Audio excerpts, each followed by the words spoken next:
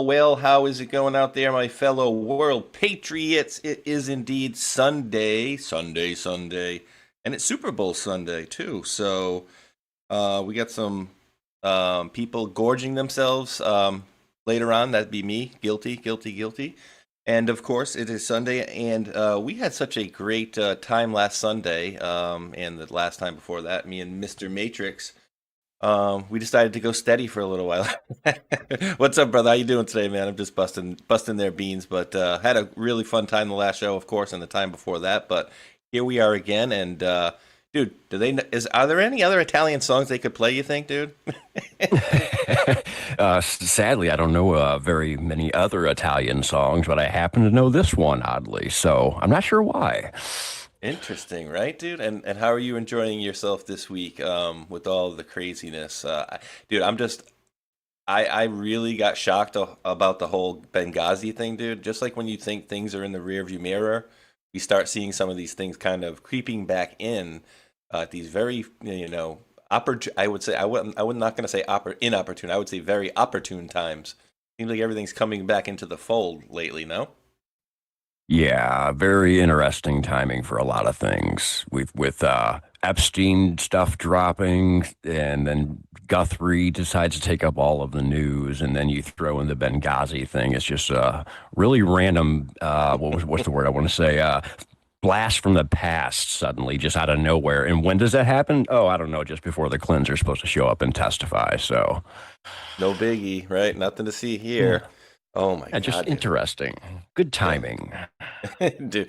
And so I was pretty shocked, of course, to see some of the things that we've seen, and I didn't have this kind of epiphany until actually shortly before I saw this. So let me pull this video up here.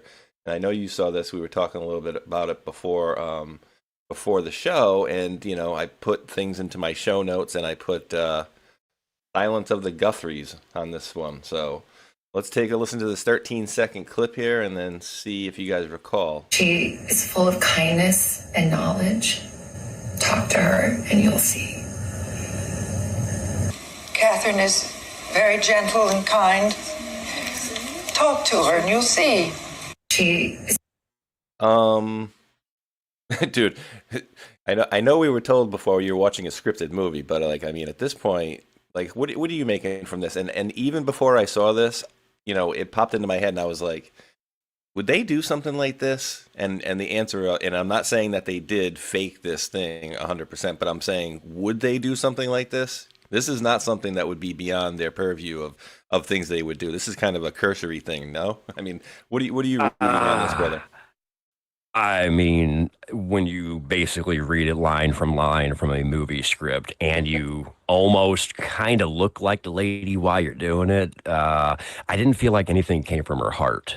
She's like, as you can see on the picture right there, she's literally looking down and reading the script, which apparently she's reading Silence of the Lambs while she's reading this, and she's talking about her mother. And it's all week long, of course, because I've been seeing it all week. This is every single thing that they've done and said has been off a script.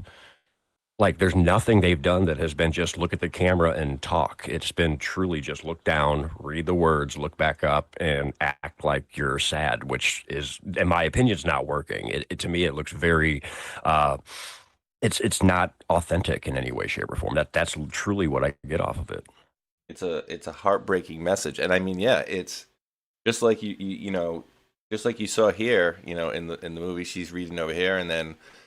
I think she was a senator in the movie on the right there, just talking into the screen, right? Like, that's more realistic than this, right?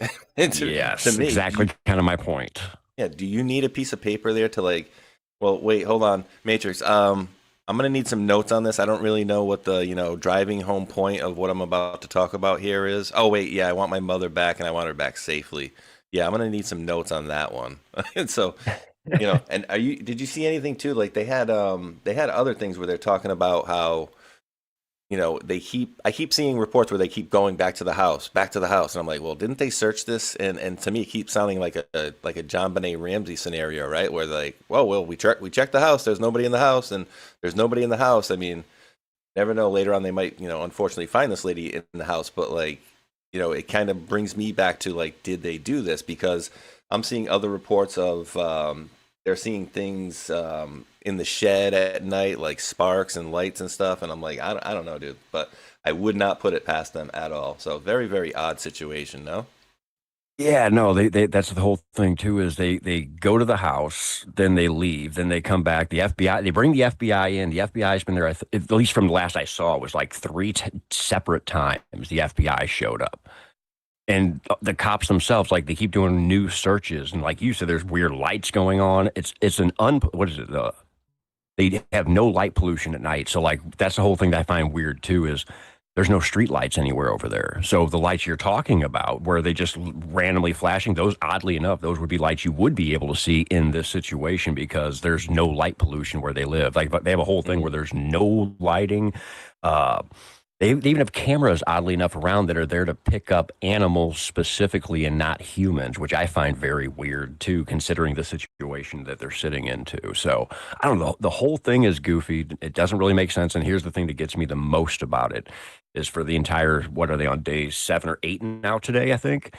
It has taken up the airwaves the entire time as though no other news has gone on, which that to me makes the least amount of sense, as though we all know who this lady is, as though she's the most popular woman in the world. Why is she taking up the airwaves? Exactly. And, broken floodlights spotted at Nancy Guthrie's house. We're seeing light, stuff going on in the shed. And so I hate when they do spinning link stuff. And then what are they looking for on the roof, the Guthrie home? Well, they're probably looking for, anything and everything if they are legitimately looking for things, you know what I mean? So it's pretty crazy, dude. And I don't know if I want to do the trip down memory lane now or later, because I feel like maybe we should do that and then kind of just take it from there, because I have a crap load of a boatload of news and things that we can go through. And I feel like a lot of people have, we do shows all week, right? So we kind of, sometimes we're recycling stories, but obviously we bring the freshest ones we can. But I think I think it's fun to kind of a little bit go on a trip down memory lane. And what are we seeing actually, and let me kind of go back on this one here quick. I think this is what you were talking about here too, Mage. I just want to kind of bring your point. It says, over in the area of the Guthrie's house earlier, and something that needs to be stressed about the terrain around her house is that you wouldn't want to travel through it at night. Every plant will stab you. Whoever did this drove or walked down the street to that house. Or, yep. or maybe in that house, or in that house. Yeah, or the whole well, thing. That's the whole thing. Well, that's the whole thing is what she was supposed to be at a dinner party or whatever with her own family, and a family member is the one that dropped her off as well. So that's another piece of it that doesn't seem to make sense, is who was that family member and what did they really do? Did they really drop her off? I don't know, but another interesting piece of the puzzle. Oh my goodness. And well, would they try to change the narrative on something? Oh yeah, I mean that's a big thing. And then as all this stuff's going on, what else are we having, happening? Where the stuff's about to come out, and we got this woman in Minnesota was killed, and then another one was killed after that, Alex Preddy or whatever, and then we're kind of losing the narrative on the news front right now. So maybe something else to kind of take the stab away from all the nasty stuff that we've heard about in this Epstein stuff. Which again, dude, like every day I keep hearing about it, and like people just don't seem to get it, dude. Like, President Trump again brought this stuff up out into public, and then people just don't seem to realize, like, you got to be the dumbest, person on the face of the planet to ever even insinuate. Like, if you had anything to do, like, impure with the Epsteins, I don't think anybody would ever bring that up. Like, even if you think, like, maybe if I could be president and later on I could control all these papers, like, you have to know you never have that much control, right? So, like, I just don't, I can't stand the whole narrative, because he's the one that brought it out to the public, and I find it the most, it's absolutely ridiculous. At a certain point, it's like, you guys are so anti him, you guys will look like for a hangnail to pull onto, because literally. And we showed it with the movies last week, right? Like Melania movie. That was fun. Yeah. Well, their whole game is projection. So Trump wants the Epstein files out, but they say, "Oh, well, you're in the Epstein files," when he says they're not going to release for a certain amount of time. And my opinion too on that is, it's like, I think it was reverse psychology almost. You know, you hang them out and hang the Epstein files. Oh, hey, we're going to release the Epstein files, but no, we're not actually. And what ended up happening? You ended up having the left calling for the Epstein files to be released, and from our aspect of it, it's like we're like, all right, yeah, go ahead and release them because we already know Trump's not in there. And the whole thing for their side was, oh, he's the rapist, he's the pedophile, he's the one that needs to be brought up and shown that, oh, Trump's in the files. Well, what ended up happening? Well, the files come out, and then not Virginia, I keep saying that, but Savannah Guthrie's mother gets kidnapped all of a sudden, and we get no news throughout the week about this Epstein files on a major news network because, well, the distraction, the narrative change has been officially put out there. Oh, bananas, isn't it? I mean, yeah, and they keep doing it. So yeah, I want to pull this one up first. So you guys remember this old gag? And just taking you guys back until August 22nd, 2022, and there is a reason that we're bringing this up here. We had a fireball of a car crash, and I think that I was looking for it last night, and the only thing I can find really repeatedly is what the video I'm going to show you guys in a second. But remember, from severe anoxic brain injury, lack of oxygen. All right, so she died from severe anoxic brain injury, lack of oxygen, and inhalation thermal injuries resulting from a fiery crash on August 5th, 2022.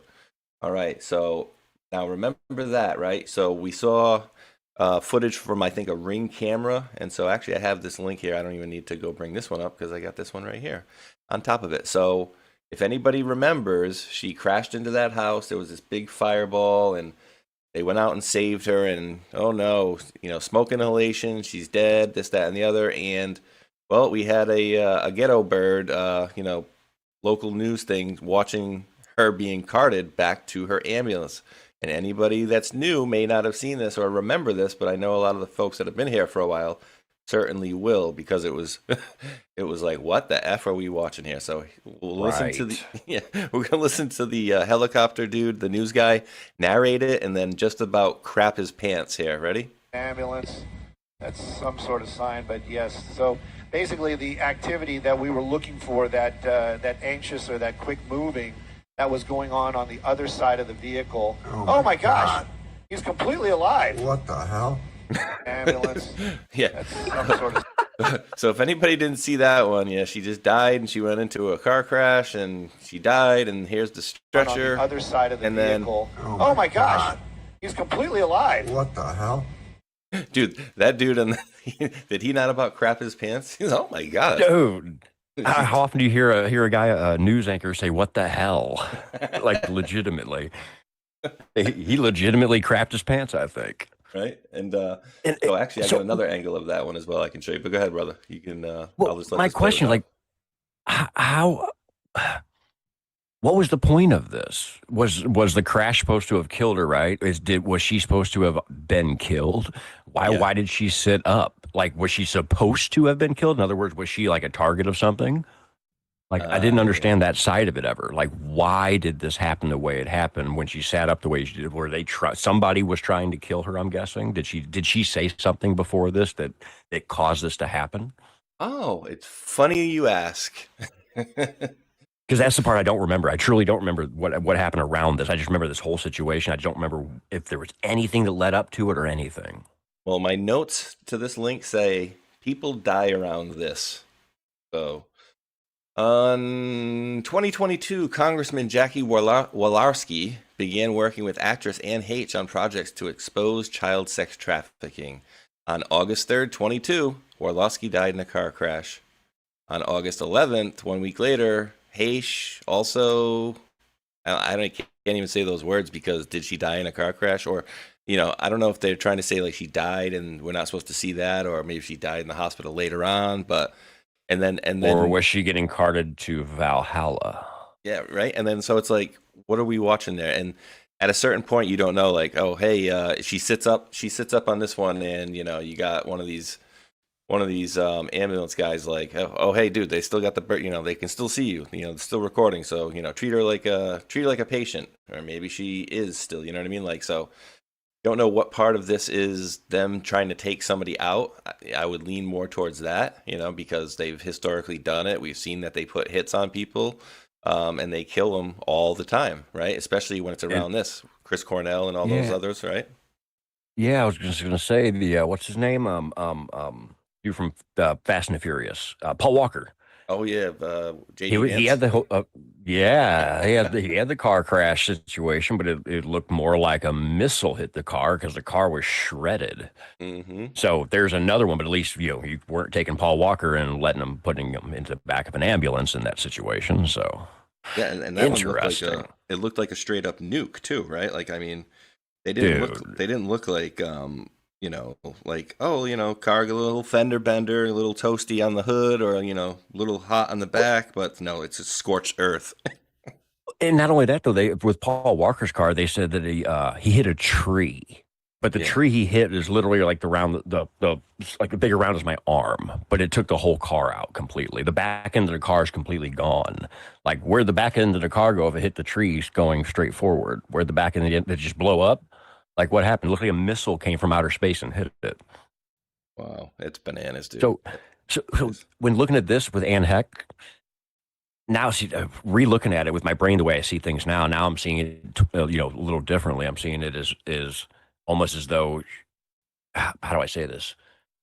So the first thing I said was, were they trying to kill her? Or is it the other way around? Was she supposed to be acting as though she was dead, like a white hat operation, rather than they were attacking her? Was this a thing where she was supposed to act like she was dead type situation? Yeah. Like what the hell is going on? Little sip of the coffee there. All I know is I've seen so many weird things in these last 8 years that I've never thought I would see, and just really, really dumbfounding things that I'm just like, I shake my head sometimes and I'm like, wow, this place is out of control. Dude, I mean, going back to like 2018, remember they sent like congressmen on a train, and then the train got like, I don't think it got derailed or whatever. Maybe it got derailed. I don't know, but there was like some accident on a friggin' train that was supposed to be saving like congressmen and senators. Yeah, I vaguely do remember that too. That's another situation I barely remember, but now you say it, I do. I mean, I forgot more. Like things like this, like as I'm kind of going into, I'm like, yeah, this was about sex trafficking. Like they were going to make a movie about this, and Soundgarden guy Chris Cornell and Chester Bennington, like what were they going to do? Mm-hmm. Oh, they were going to make a movie about child sex trafficking too. What happened to that? Oh, they both killed themselves. Oh, okay. And then, yeah, good, buddy. Well, no, I was about to say, Chester Bennington, look at who his dad is. You will call me Podesta. Yeah, I'm pretty sure it's Podesta looks a lot too. like him. He does. I mean, they're identical in my opinion. When you put them side by side, I would bet money that it's his son. They're just too much alike. I mean, the resemblance is pretty uncanny, unfortunately for him. But let me see. I pulled this one up just for the folks that maybe have not followed, because dude, we got varying groups of folks that watch, and I kind of liken it to kind of like what Dave and Rambo talk about, like first gen and second gen, and a lot of folks in the chat here have been with me for quite a long time, and I of course do appreciate that. But then there are some that really never got into this stuff until after the election, or even after this last one when Trump got in. So I think we're kind of pulling more and more people as we go, as people are starting to see things. And I don't know if you noticed this, Matrix, but like there's been some folks that kind of, I'm not going to say like took the black pill, but maybe were disenfranchised, but by like, man, this is getting out of control, and kind of had to take a break for a while, right? And then I think a lot of people are starting to see that now, the difference between now and then, and they're coming back into the fold a little bit. So are you seeing that as well in kind of your peripherals? Yeah, and I'm people that got discouraged, I guess you could say, especially when Biden won and came in. Like that really pushed certain people away, because of course, what do you say to something when you think this whole plan's going to go into motion and it's all work and everything was going great, and all of a sudden you get Trump loses the election to 81 million votes by a guy who has dementia and who probably isn't even that person. Like, how is that possible? Well, I see why people got pushed away by that, because even I was dejected for a little bit myself, like what is really going on? And of course, sticking with it, well, you slowly learn what was really going on. But yeah, those people that got pushed away by all that, I do see a lot of them slowly coming back in because of people like Joe Rambo and whatnot. Those second generations, they got such a big show. They're pulling people back in the way they do things over there. So people that lost hope, I think they're regaining hope, seeing what's going on now. So hopefully we didn't lose too many people. So yeah, and and I always say that too. Like, when Biden air quotes took office, it's like almost you have to, right? And so this is what I was talking about. I think this is the one. Yeah, February 1st, 2018. Train carrying GOP members of Congress hits garbage truck, one dead. Oh, it's just a garbage truck in the road. Of course, these things happen, and just happened to have House and Senate Republicans to a retreat in West Virginia on that train. No biggie, Right. I do barely remember this too. Oh, wow. This is a flashback. I'm glad you're showing this. And if you look at things like total control versus like because you also have varying degrees of people that believe that white hats are in control the whole time. You have certain people that believe that, oh well, Trump lost and he had to kind of fight his way back in after the fact. So this is a very tumultuous time here that a lot of these things actually could have been going on in the back that we were not kind of being shown. And then when you kind of look at this stuff and like, well, wait, were they genuinely trying to kill some of these folks? And Q had dropped about this and posted about this. So I don't see this as some random, accident that they left a garbage truck in the middle of the train tracks, Yeah, no, exactly. So back then, though, when we're talking 2018, yeah, I don't know when the first drops that say full control are, but when this was going on, when the drops were actually dropping in live time, things were happening in live time. So I would attest this to possibly easily being something that was real in the moment. Because if something like that would happen now, what would be the first thing I would say about it? Oh, it's rigged or it was set up or whatever. But going back to then, whenever everything was actually happening in real time, makes it more, at least in my eyes, more real back then, as though it was like a legitimate attack on people. Yeah, oh my! I'm just looking at some. I'm just literally looking at as you're talking about that. I put train into the drops, and well, remember this is on February 1st, and so hindsight, of course, is 2020 with most things, right? We have February 7th, so basically a month right before that. Planes and trains. And who knows? Back then, I might have said, "Oh, remember there was a post a few weeks ago." I just don't remember. It's we're talking 8 years ago, almost. Exactly. But that could make sense, right? Planes and trains. All I did was put train in there, and then went back to this. Context of the train crash seems relevant. High value target aboard, and so this is actually a different one. This is going back to 2017, but this was where it would be, I think, January 7th. And then we 662 when you get to that one. 662 is one. Oddly enough, that's one I've actually had come up multiple times this week. Right, February 1st. That's February 1st, and this is February 1st at noon or around noonish. And this is half hour later. So this is half hour after that plane crash was reported on what we were just watching. Actually, no, that's the drop's AM. It's 12 hours beforehand. Right, wait. So this is embedded inside of it. Yeah, that's 12:27 a.m. That's over. How would that make sense? And it's not exactly embedded here. Let me see. Does this have here? I wonder what 661 will bring me. Yeah, is that one right there? No. See, it's not embedded. It's a question from an anon. Anon writes that big part that's on the inside of it, and the bottom is Q. But oddly enough, but that's the one that's, train slowed down, must have been warned. Train hits boom, spins truck around, and rips off body of the cab. It's like this, oddly enough, when you brought up the train drops, this one here is the same exact day is what you just showed. And this one has been coming up for me all week. Really? All right. So let me see too, because this, and they may have just reported this later in the afternoon, because this is 12:04 p.m. and I'd have to go back and January 31st, updated on February 1st. So that plane crash, that train crash may have gone back to. It is the same one. I think it is the same one. Yeah, January 31st, 11:47. 12 hours later would be when the drop hit, and then 12 hours later is when the update is. So I think this is actually the right one. Interesting. So yeah, I What are mean, the odds that you chose that to show? And I've had this drop literally hitting multiple days this week. And I know that because what Gavin Newsom this week was on the side of a train, and I pulled the Macedonia thing with Trump on it, and because of that, I pulled this drop, and he did that multiple days this week. So yeah, no joke, you literally pulled exactly the actual train incident that the drop I had hit this week. what we say That is like, creepy. great minds think alike, I guess, huh? Whoa. That's pretty crazy. That is pretty crazy. And wasn't that the wouldn't they call it the train to nowhere or or something like that? I think with Newsom, but I do remember they had because they had the high speed rail. Yeah, And the then high speed rail's the train to nowhere. oh, that okay, that is the one. And so yeah, I mean they're putting up so much, so much money into this, but people are never gonna see the end of the day, the light of day with that stuff. Yeah, it's Ever. like $4 billion, and they only have like a quarter mile of the track done or something like that. Yeah, that's par for the course, right?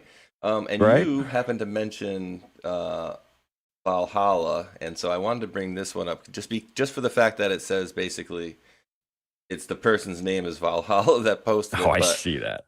so so yeah, what do you make of this dude? Hint: Biden is not your current president. The mass malfunctions on Biden are getting worse each day on purpose and badly. So I haven't, actually searched through this. Like I'm actually going to do a show because I have a couple links of a couple different searchable databases and some anons actually um, did different websites where you can actually put in the search terms or whatever. So like, dude, is this a genuine deal here? The dude playing Biden ain't Biden. Real Biden was an evil, sick, angry man who abused children, including his own children.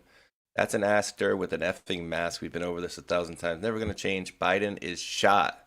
2019 firing squad. Huh? Yeah, we actually I showed this myself on one of my shows this week, and when I first saw it, here's my initial reaction to it. What it reads, I think is true. Is what I'm reading an actual thing or is it placed in as evidence for people like us that want proof for again, I think what we're reading is legit, but is it actually part of the Epstein files? That's the part I'm torn on because I've heard multiple people say different things about it. So honestly, I'm not sure, but I do read it as it being legit. So it depends how you kind of look at it. That's the problem. Yeah, and a lot of people do think that that's the case. So I mean, that's why I want to go through these myself, and actually search the things and then show what we show, live as we go here. But I mean, dude, there's nobody's gonna tell me whatever that was that we saw because I mean, I've showed other videos where half of his head, so like you see all the wrinkles here, half of his head, like this, literally this side, has no wrinkles, and then this eye looks like it's hanging over, and you can see like a gap in there. That's when he's at the NIH with Fauci. And then he turns Okay. around towards the other guy who's literally motioning towards his eye. And then you see Biden turn around, touch his face, turn back around, and then he, blinks a couple times or whatever. And then you see the wrinkles are back, the eye looks more in place, and it's like, yeah, nobody's gonna convince me that what we saw was just straight up Joey B. And Well, what about when he scratched his back of his neck and you could see oh the fold in the yes, mask and all that? Or what about the his right, our left side ear? About how it's suddenly attached to his lobes is suddenly attached to his neck when it wasn't before 2018. I mean, I could go through a few things. And his teeth are his teeth. You have to different. see the real Joe Biden, but his right, our left side, when he opens his mouth, his lower teeth are different than they used to be too. And yes, you can change teeth, but your ears do not suddenly attach themselves. Yeah, well, you remember the early excuse for those ones were no, well, you know what it is? It's yeah, you got plastic surgery, so that's when they attach the lobe and pull the skin up. And I'm Yeah. like, yeah, I don't think so. I don't think that's how it Yeah, works. I don't think so. I don't think so. I could be wrong. And they only attached one ear. By the way, only one ear got attached to. Oh God, yeah, That's what I right. find crazy. Yeah, so like I've never met a person that had one earlobe attached and one not. Usually it's both the same on both sides. But the new Biden, his right ear was attached and his left ear was free swinging. Unreal. I mean, yeah, we've seen so many crazy things. It's beyond ridiculous at this point. Oh yeah, it's getting it's getting fun. I'm really enjoying these last couple of weeks because people are starting to lose their stuff, dude. And I know, like, I talk about them here and there because I think it's important to see, you know, how certain people on the other side think. And when I start getting a lot of texts from my ex coworker who's like one of the 4 to 6%er like anti-Trumpers, I know things are working, right? So I know there's like certain narrative being spread around or whatever. So I'll get these texts from him from time to time, and it's just like the most Democrat, you know, liberal BS you ever seen. And like I've been correcting this dude for years now. It's been literally 3 or 4 years, but they just don't seem to get it, dude. You know, remember the whole thing about like the no kings stuff, right? So we showed the other day about the no king stuff and how much funding they had gone through. I think Hulk had pulled that up yesterday. So, you know, with me, I say something to him. I'll text him something like, "Hey, bud, you know, here you go, just like this." So here will be like my text to him. I'll send him the text of the things here, and I'll say, "Look at, you know, $300 million that these people were paid to go out and, you know, essentially go against our government." I said, imagine that $300 million was actually meant for good. Like, imagine what a different country this would be if all these people, like, everybody could be rich, like, around the world, if everybody wanted to work together. But you always have to have the haves and the have-nots, right? Because they need to have somebody to put their boot on somebody's head to put their boot onto. So, right. You know, if everybody actually just worked together and people weren't so damn greedy, you know, take that 300 million here and the fraud for $1 billion there and this, that, and the other there. Like everybody could be living very comfortably, and there wouldn't be the need for all this like fighting like a rat pack type of scenario. So, and of course, you know, I never get any good answers, you know, from said friend when I send stuff like this. You know, it's you're just backing your Trump and da da da da da. He'll send me back a thing of like some celebrity saying, "Oh, everybody knows Trump's been racist for years." Just like, but I try, dude. I think he will eventually see the light of day. And there's a couple other people that I was working on at work, but I realized pretty quickly that they would never get it. You know what I mean? So there are varying degrees of people that just don't want to see. They don't want to see it. And you know, if I showed you like you were being lied to repeatedly, like, would you keep going back to those people? That's why I don't understand how they keep going back to the trough for more. You know, it's like they're gluttons for punishment. I know, and I don't get it either. And I've lost any of my quote unquote liberal friends, but there was one specific one that I did hold on to, that we used to work together. My best friend still actually hangs out with him, and I got to see him recently, right? Well, me and my buddy have been digging into him because he was one of those, what you just said, like a 4 to 6%er. And the last time I saw him, it's been 2 months ago now, so it's been a couple months. But when I saw him, we were in the car together, and I just looked over at him. I said, "I know I'm not supposed to bring this up around you, but let me ask you one question." And he just looks at me. He smiled. He knew what was coming. I was like, "So after all this time of all the, you know, berating each other we've done," I was like, "Have you finally started seeing what we were talking about?" And I about shat myself when he actually looked me right in the eye, and he says, "Yeah, I'm starting to see it."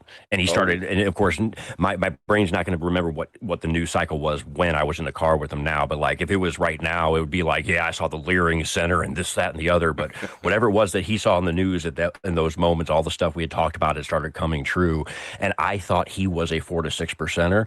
Well, somehow, some way, whatever it was, his own news actually did wake him up. So I do feel good about that part of it. Like, I hate hearing all my other buddies having, you know, this person here says this. They don't listen to a word I say. They will not listen no matter what you present them with. They won't listen. So those people, I hate to say it, but I'm glad I don't know any of those 4 to 6%ers. I thought I did, but the one I thought I knew actually came around, and I was in his car. And I'm like, "Are you or what did you just say?"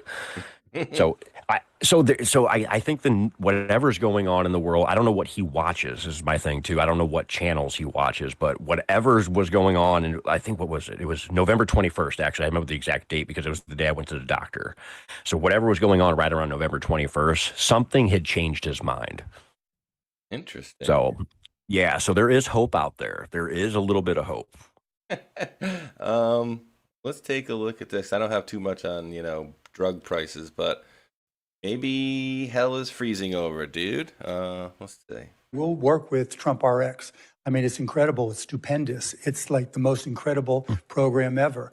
And so we're excited to offer them our API so that they'll be able to download our daily prices. So when they go down, everybody benefits. Plus, I like what they're doing with the MFNs because, as I mentioned in my comments, our brand drugs are more expensive because PBMs are involved. And with Trump RX and the MFN program, that allows manufacturers to work around the PBMs and work directly to patients. So I think it'll save seniors, it'll save everybody a lot of money. You think this is the future? I don't think it solves the ultimate problem of how the system is designed, but I think it's something that we obviously agree on because that's what Cost Plus Drugs is. We publish our entire price list every day. Your company posts drug prices with full cost breakdowns. How does this transparency help save patients money? I mean, with costplusdrugs.com, any patient can just go look at their price for their medication. And so there's no uncertainty. But more importantly, by seeing our markup of only 15% and seeing our costs, that builds trust. I always tell everybody in our company that what we really sell in this industry is trust. And so I think that's what's really allowed us to grow so quickly. Dude, and I'm gonna let this play again just so you guys can let him go. I mean, dude, him talking about something Trump did and agreeing and right here, dude, I actually gotta let this part play because I can't believe he said this, dude. Mark Cuban. He said stupendous. Right? And so I had to look it up too. I'm like, wait, I can't remember if he was ever on the Apprentice. And so I looked it up and it says, no, he wasn't on the Apprentice. He went so far as to start his other series called The Benefactor that was trying to rival President Trump's Apprentice, is what they were saying. Oh, wow. So I can't believe he actually says this right here. Especially just a few months ago, he was going through his Trump derangement syndrome. What the hell happened? Yeah, big time. Just this one part here, getting quick. It's like the most incredible program ever. It's like the most incredible. It's stupendous. It's like the most incredible program ever. Dude, it's like inside baseball stuff there. Like, is he has to say that, or that's just over the top? Stupendous, the best ever. Yeah, what is going on? Like, I haven't heard the word stupendous since my little sister watched Barney, man. Gee, what? Matrix, it's really swell. I mean, it's really swell of him. Now, question: did this come out after Trump's RX thing dropped? Yeah, with Trump RX. Incredible. With Stupendous. Trump, it is with it. Okay, because oddly enough, we were live whenever Trump dropped the RX thing. We covered the whole thing live. We went on the website. We were actually looking at the stuff. We were confused by the website, although it's brand new. Everything on the website we saw, we didn't even know what the heck it was. 90% of it, we didn't even know what the drug was. We had to look at it and figure out what it was. And it was also the most expensive drugs, too. So it's interesting. So I guess Mark Cuban has of course, he would have more inside track of what else they have on there. But we were confused looking at the website ourselves, honestly. Because, again, most of the, what's it called? What's that weight loss drug everybody's on? Oh, Ozempic. Ozempic, that's on there. They got that in multiple ways. They got a whole bunch of other stuff too. But again, it's not normal everyday stuff that I've ever heard of. So I don't know. But if Mark Cuban's doing this, makes me happy because I got tired of ever hearing this dude. I couldn't stand him for the longest time when he was the Dallas Mavericks owner. He's a douchebag. So I like hearing it though. Oh yeah, just the fact that he's agreeing with him at all is to me wow. Well, he took his glasses off. He don't have his mad cow glasses on, so it must have helped. Mad cow disease stuff. Oh my goodness. I always bring things throughout the week too that I feel like I need to comment on or at least talk about in front of some folks. And so we have all of these what people call like influencers, right? Like I hate that word, right? Because it means that essentially it says that they're influencing your life, right? Like you know, like Candace is an influencer or Crowder is an influencer when they're influencing your actions, right? Like I don't like that. I look at them like, you know, certain places like news, right? So I'm not looking at Candace going, well, she's an influencer and, you know, whatever she does, I'm going to do, and she's going to influence me to do certain things. I just don't like that whole connotation. But we do know that there are air quote influencers out there, right? And then we see that certain people get traction and then certain people get kind of stuck in the corner like Baby on Dirty Dancing, right? And so Yep. I have I think a couple different examples of the same scenario here in one video. And this dude here, I don't understand. I don't know. This I would just want to get your comment, dude, on this, and then I'll let you know mine afterwards. Because this is for me a little banana. This whole pedo thing, it's like, is it really pedophilia? I don't want to be the one that has to say it, but I guess I'm being forced to say it. It's not really pedophilia, okay? Really? They weren't trafficking 5-year-olds. It was like they were technically not legal. Big difference, in my opinion. I know that's a... So Matrix, you know, and I've never talked to you. I don't think I've ever talked to you about Nick Fuentes before. So I don't know if you know, enjoy his stuff, don't like his stuff, or repelled by his stuff or whatever. But the point of what he's saying is like, is it really pedophilia? Well, yeah, it really is. And yeah, there really are nasty pictures of people with much younger versions of, oh yeah, is she 17, 18, or is she, you know? No, there are very, very young girls in a lot of these pictures as well. But even to the fact to say, is it really pedophilia? Like, do I have to be the one to say it? No, you don't have to be the one to say it. Nobody has to say that. That's friggin' disgusting. I mean, so I don't want to, you know, what is your take on this whole thing? And then, like, I find the whole thing funny that she has to bring it up. Because if you look, you know, I know, oh, Nick, you know, Fuentes has been doing this for so long and, you know, whatever. Dude came out of nowhere, went to college, and then all of a sudden he's on Rumble. He's got like 500,000 followers, dude, like overnight. So in my opinion, in some ways they're pushing some of these people, but they're also trying to make like the shock jock situation going on out there as well. But I don't agree with that statement. I'll just leave it at that. But any statement you want to make on that, brother? Well, I definitely don't agree with that statement at all. How I look at it, of course, would be is, you know, whether you want to, I don't care what the legal age limit would be, but like, you know, 16 and under, and if it's 17 as well, then whatever, like if that's the law, I look at it as direct pedophilia. Like, yeah. I mean, they're children. They're not. You're even at 18. I don't consider them really an adult. I get age wise they can be considered an adult, but like I look at kids as 21 as being an adult. So when you start doing 17 and under type stuff, especially when you're a full grown adult, I don't know much about Nick Fuentes. Honestly, my whole thing with him, I've never watched one of his shows. I've only seen bits and pieces of commentary about him that came out for being a big name. So honestly, I have no clue what his takes are on most things, but just that statement alone by him makes me think, well, it sounds to me like he's on that spectrum of being a minor attracted person. So I already don't like the guy just from the statements he made. Now, I don't know the context around this either or what's being brought up, but just based on what he said, don't leave me in a room with him. That's for sure. Right. Oh, and I was wrong, dude. My bad. He doesn't have 500,000 followers on Rumble. He's got 654,000. And he got on, it says he got on his channel in 2021, but, you know, I've not seen him start making a lot of videos or seeing him come across the thing until most recently. Question, what made him so popular? What made him suddenly just get that many viewers? I don't know because I don't watch him. I couldn't tell you.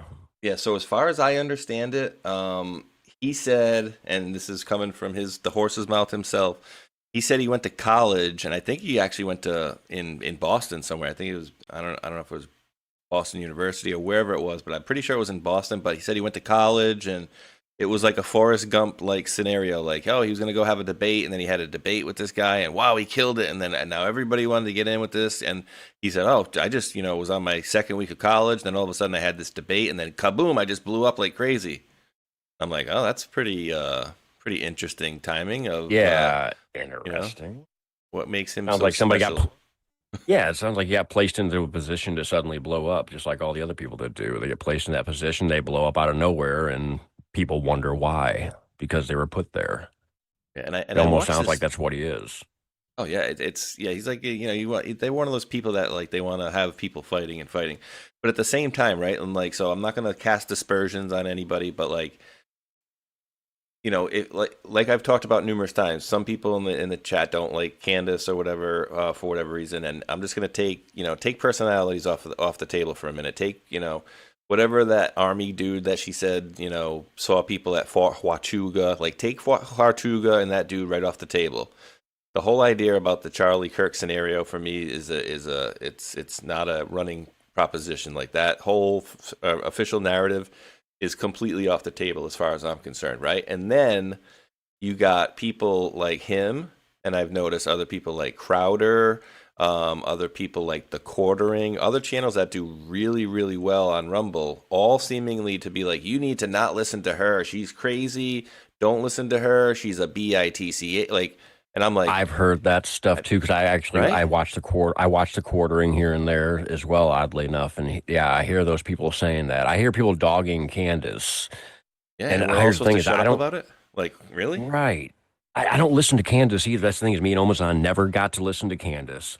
But I will say this: the stuff I've heard come out from everybody about her sounds to me like, yeah, she might have a screw loose for certain areas, but it also seems like she was onto some stuff too, and might be the reason why people were attacking her. But I don't know, because I don't watch her. See, both these people on the screen that we're looking at, yeah, I'm not a fan of. I'm not somebody that follows them, so I'm not really truly sure what to think. But with Candace, I mean, why else would they be attacking her directly, like Eric and all that? Is it part of the show? Very well could be, but I don't know. I mean, dude, I don't know what to make of it, honestly. But I do enjoy, I like looking at the clips of like, because she'll give updates about like, remember that dude, not Tyler Robinson, that was the dude that was shooting. There was some dude that was at like TP USA that originally, Andrew something, I don't want to. Andrew Colvick yes. or whatever? Yes. So, yeah. And so that was the dude that was acting all like shady and whatever. And then so when she sat down with Erica, they said like, oh, no, yeah, this dude, he went like rogue and whatever and this, that, and it was all him. And then she comes to find out now, she's like, no, it was actually all you. Like, so it's been this like, month-long thing to kind of find out what's going on. And then inevitably she's saying that, it's all getting green lit from Erica. And I'm just like, and I'm hearing things about people that, and I don't, again, I can't verify for you or deny that they're saying that she, we love people at TPUSA and, Charlie loved you. You guys will always have a job here. And then Candace make it sound like they were like cut on that video and they were like, you're gone. Like they started cleaning house over there. So I don't know what's going on, but one thing I do know, and I think you will agree with me on that one, which is the official narrative is out the window at about 100 miles an hour down the highway. Yes. You know what I mean? Like, the narrative doesn't even make sense. And I think we might have even touched on it last weekend too. It's how did this kid, Tyler Robinson, take this gun, this big gun, and take the scope off, put it in his pants, get on top of the roof, put it back on the gun, set the scope up to where he can do it just right, shoot Charlie, take the scope off, put it back down in his pants, jump off the roof, take it to the woods, put it back together, put it back in a box, and get away. Just that alone. Tell me Magic. How that's possible. Yeah, exactly. Just Magic, that alone. Dude. Magic, man.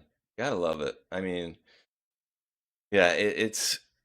Yeah, and that's what they told us right off the bat, right? Because like, oh yeah, he brought it up there, broke the gun down, and like, dude, my favorite part is of all of that is, well, yeah, he needed to go hide the gun matrix, so he had to go on the roof, make the shot, break the gun down, jump down off the roof, go into the woods, and then he said, you know what, I got this broken down gun, into little 7-inch pieces. So you know what I'm gonna do? I'm gonna hide it. I think the best thing to do would be make that little thing that's, in 6 or 7-inch, segments and put it together and make one long big thing and then try to hide it. Like, what? Like, so we've seen this how many times over the last many years, like starting I don't even want to say starting for me anyways, and probably you as well, with 9/11, right? And then moving right along into these other things, especially with, the Las Vegas shooting, right? Let's just say that elementary school in Connecticut that was not even in operation during their bang bang. Yeah, we've seen, The Alex Jones shooting, you mean? yeah, exactly. Oh, dude, there's so many problems with that too. But like every time we have a scenario that unfolds like this, we keep seeing the same telltale things, which are, well, that don't make no sense. Like that don't make no sense. Like we had a scenario where some guy in my hometown ended up walking into and this is, I'm going back like 30 years literally. Guy walks into my hometown into a barber shop and ends up shooting and killing the barber and shooting and killing the girl that was in there with them. Well, it turns out that dude was married to the guy that ended up killing the barber and her, right? And so, well, what happened? Well, man found out his wife was cheating, went in and killed him. Cut and dry. There was no like weird thing like, wait, how come when he shot him the blood came out like that? And wait, why are there no blood on the shoes? And why did this dude take this thing off? And why did during an active shooting at an elementary school a bus driver pull up, take kids into a bus, and then drop the kids off at the closest house to the school? Like, so why do we see all these things on repeat? Because they're absolutely constructed scenarios, in my opinion. So I don't know, dude. I just don't know. But I'm here for it. I'm enjoying it. I'm here for it, and I'm loving the pressure that these people are apparently under this these last many weeks. Hillary, what do you think, dude? You think that Delta's going to hold, or you think Hillary and Bill are going to end up testifying? Oh man, we got 6 more days for that Delta to hold. 6 more days for their health to rapidly decline. So, no, I don't think it'll hold. I did put a little 31 day technically window out back when Hillary didn't show. It was exactly 1 month till that Delta hit, and I did say this. I said that I'd love to see what happens in that month period until that Delta hits, which is going to be February 14th. Which that Delta, I'm doing it off my head, says Bill and Hillary's health will begin to public health will begin to rapidly decline. Yeah. So now here we are, 3 weeks later. We have it's a combo of things. We have the Epstein files that dropped at the same time. We have the Guthrie mother go missing. So we have the airways taken up, and then we find out at the exact same time that the Clintons are going to actually testify this time around. And then at the same time as that, we have another blast from the past. We have some guy from somewhere, I don't know, in Benghazi, is it? Suddenly show up and it gets caught. So I don't know. With the Benghazi guy, it makes me go, oh man, will their health suddenly just go downhill now, or what? So I don't think it'll happen, but it's looking juicy because of that Benghazi thing. So. Yeah, and that is some very, very interesting timing, right? The fact that they would have this dude from Benghazi get pulled back in here. And did you see that video, dude? Let me see. I got it from yesterday. I don't know if me and Hulk had to end up covering it, but I was showing it the other day because I'm like, yeah, I think it was. I'm like, these dudes are not, in my opinion. Did you see too? Because I was talking. This was a day before. So I was talking about seeing the guy get off the plane, and you can see. Pull it up so everybody has it here. Here we go, Benghazi. Where is it? Here we go. So this dude gets pulled off the thing. Now I remember doing a video back in the day, and I'm pretty sure it's the same situation where I did an interview with a simulcast with and then I got my channel removed from YouTube 2 days later. It was Nick No, I think, one of the parent, the guy of Ty. Oh, what was his name? Oh, the guy. Oh man, I can't remember his last name right now. His name Tyrone Woods.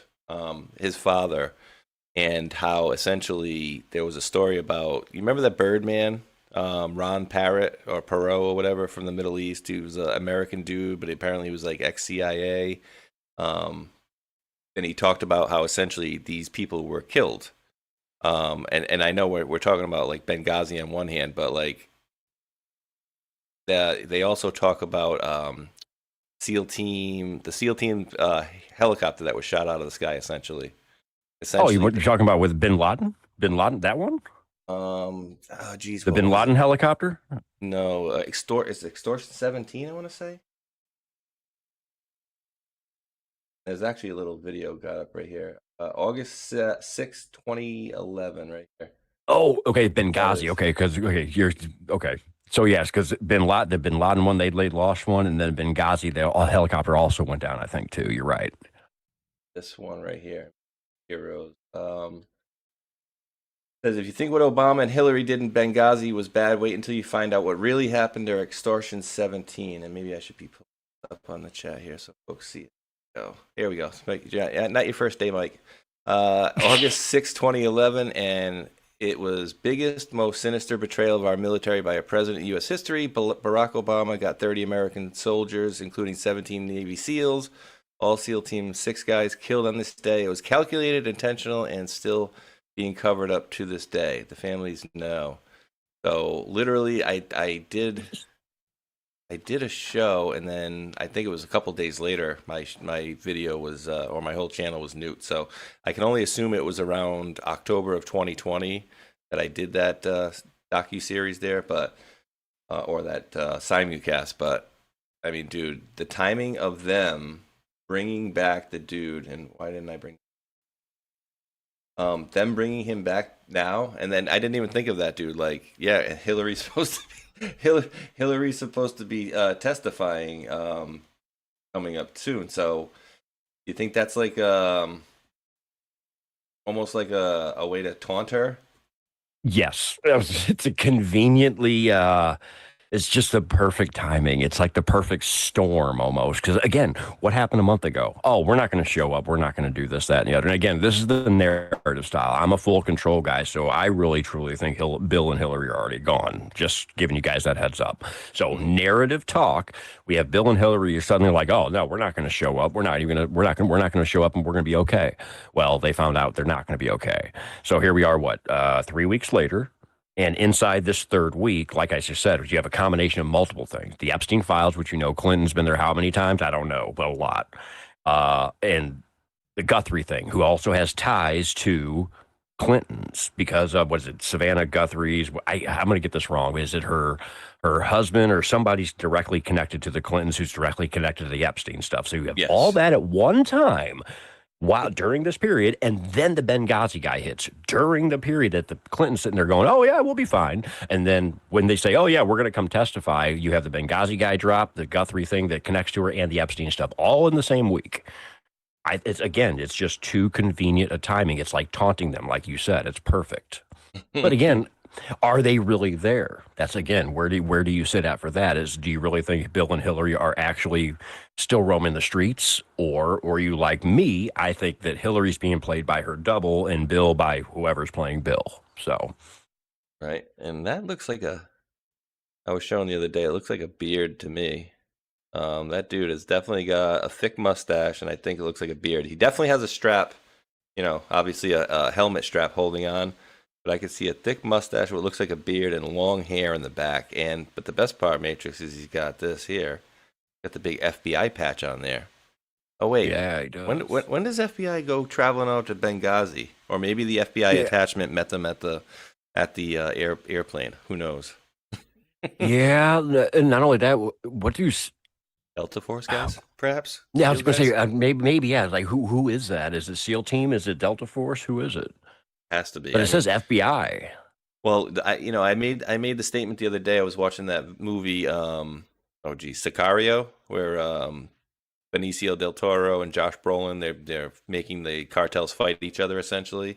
And Benicio del Toro in the movie he's literally a Colombian hitman, and he's like but basically he's a contractor, and so he's not affiliated with the FBI or DEA or anything, but you see like in certain parts he's working with the CIA and then the FBI and local police, and they give him one of these, he throws one on, puts a FBI patch on his back, and all right, he's FBI today, and then tomorrow he rips that one off and puts a DEA one on there, and now he's DEA. So I mean, I think honestly that's what we're looking at. Oh hey, what do you got back there? Oh yeah, we need to. All right, yeah, we're in America. Yeah, give me the FBI patch. No, I think you're right too, because remember when Kash Patel showed up? It's been a few months ago now, I think. But when he showed up, whatever place he showed up, he wouldn't even get off his airplane until he had an FBI badge or a patch he was able to put on himself. So, yeah, you can take a Delta Force guy, slap an FBI patch on him, and then you got people like us going, "Well, is he really Delta Force? Or is he really this? Is he that?" I mean, That looks. I'm not, a hairstylist. That look like a bun to you? And I'm not saying like the dude wears a hair bun, but I'm saying maybe he tied it up and the dude has long hair, or maybe it's something that's in the back there. But that's definitely long hair, and that's not military, high and tight. And so we know who the people get to do that are, right? Yeah, that's the people that are overseas that are doing the undercover missions, right? That's what I thought. Actually, got one. Because they have to blend in. I actually, of all things, of course, I'm not a military guy. I learned, I'll just give you a funny example. Would be Team America World Police. It's like, hey, you gotta have your whole beard and your hair. You gotta Durka Muhammad Jihad. Yeah, And I've seen the real life guys. Yeah, it's like they got to go over. They got to blend in. So yeah, of course, have long hair and whatnot. That would make him definitely not normal FBI. You know what I'm saying? Oh yeah, absolutely. I don't think I've ever seen an FBI guy with long hair. Let me see. I'm trying to pull this one up for you. All right, I'm gonna pull this one up for you. And this is, I think this is important too, so people need to understand, like, why do they do that? Why did Delta Force and these folks do things like that? So why do special forces? Why do they do that, right? And so you say, like, they're allowed to or whatever. And I think it's more than being allowed to. I think it's probably almost wanted, and you'll hear why. Hopefully in this video you hear why. If not, I got to back up for you. Forces soldiers always have beards. Back in the day, soldiers had to stay clean-shaven. Hygiene, discipline, and gas masks made it a must. But things are different for special forces. These guys often operate in regions where having a beard is a sign of respect. A beard helps them blend in with locals much easier. But that's not all. Beards actually serve a practical purpose too. In Afghanistan, they wouldn't get as much respect as they got while having beards. They protect from sunburn, sandstorms, and even a frostbite. And there's this thing called beard morale. Special forces see their beards as part of their identity. It makes them feel elite and different from the rest. And finally, it's much quicker to shave off a beard and change appearance than it is to grow one for same reason. Why do special forces soldiers always have beards? Back in the day, soldiers had to... Yeah, that makes sense. Well, that's not even the best example. I wish I had Why do one of some these, special forces? because I know there's one specific Navy SEAL dude that talks about, or a Delta Force guy that talks about it. And what he says essentially is, you see these military guys come up all the time with the high and tights, right? Like, the crew cuts or whatever. And so, this guy's an officer or whatever. And then you look over and you see these dudes come walking down with the beards and this, that, and the other, and all the tactical weapons and stuff. They realize that these guys are working on essentially different orders, marching orders. Like, they can do things that the other guys can't. So when they start seeing a dude in a beard come with long hair, they're like, oh, these are the dudes we don't want to mess with, right? and so these are like the people that, it's like an intimidation factor essentially as well. And of course, what they said about being in the Middle East helps, being there with sunburn and blending in and things like that as well. But I think the main deterrent for them is to know that when you see these guys, you're up against a totally different animal than, like, people that need to, we need to go follow this rule squeaky clean. Like, no, these people have leeway to, like, they'll put you in a country and then they'll close down comms and say, yeah, you're highly trained, find your way back, right? That type of guy. And that's what they do. So that makes sense. Okay. You don't want to see these guys coming after you. You kiss your ass goodbye. By the time you see them, I think it's too late. Yeah, if you're seeing them, it's probably way too late. No kidding. Yeah, so I guess so. I don't think we need to hear the N-word today. That's fine. And just so everybody knows, it's I was gonna play it, but I'm like, people don't need to hear that, and it's too early for me to hear whistles today. And it's in Minnesota, where you have a white local Minnesotan yelling the N-word at an African-American ICE agent. You're an N-word, you stupid N-word, you're the house N-word. I'm like, you gotta be kidding me. So we do know Rep Comer is looking for information connected to Minnesota Rep Ilhan Omar's husband. Wait, what do we call him? Other or husband?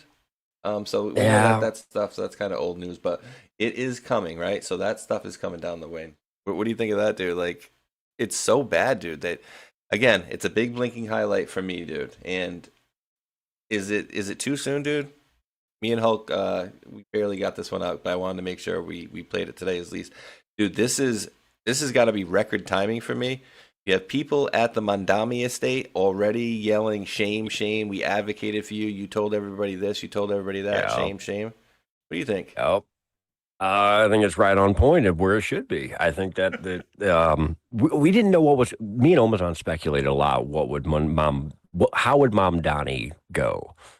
Like, would he be one of the situations where he's going to come in and suddenly, somehow, some way, he's actually a really good mayor and he does great things, or is he going to completely ruin New York? We did not know which way it would go, but I think it's hilarious. We're barely a month in.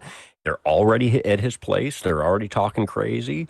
And look at the trash built up around New York. I mean, I'm loving all of it. The snow, they didn't plow the snow. They ain't picking up trash, all of it.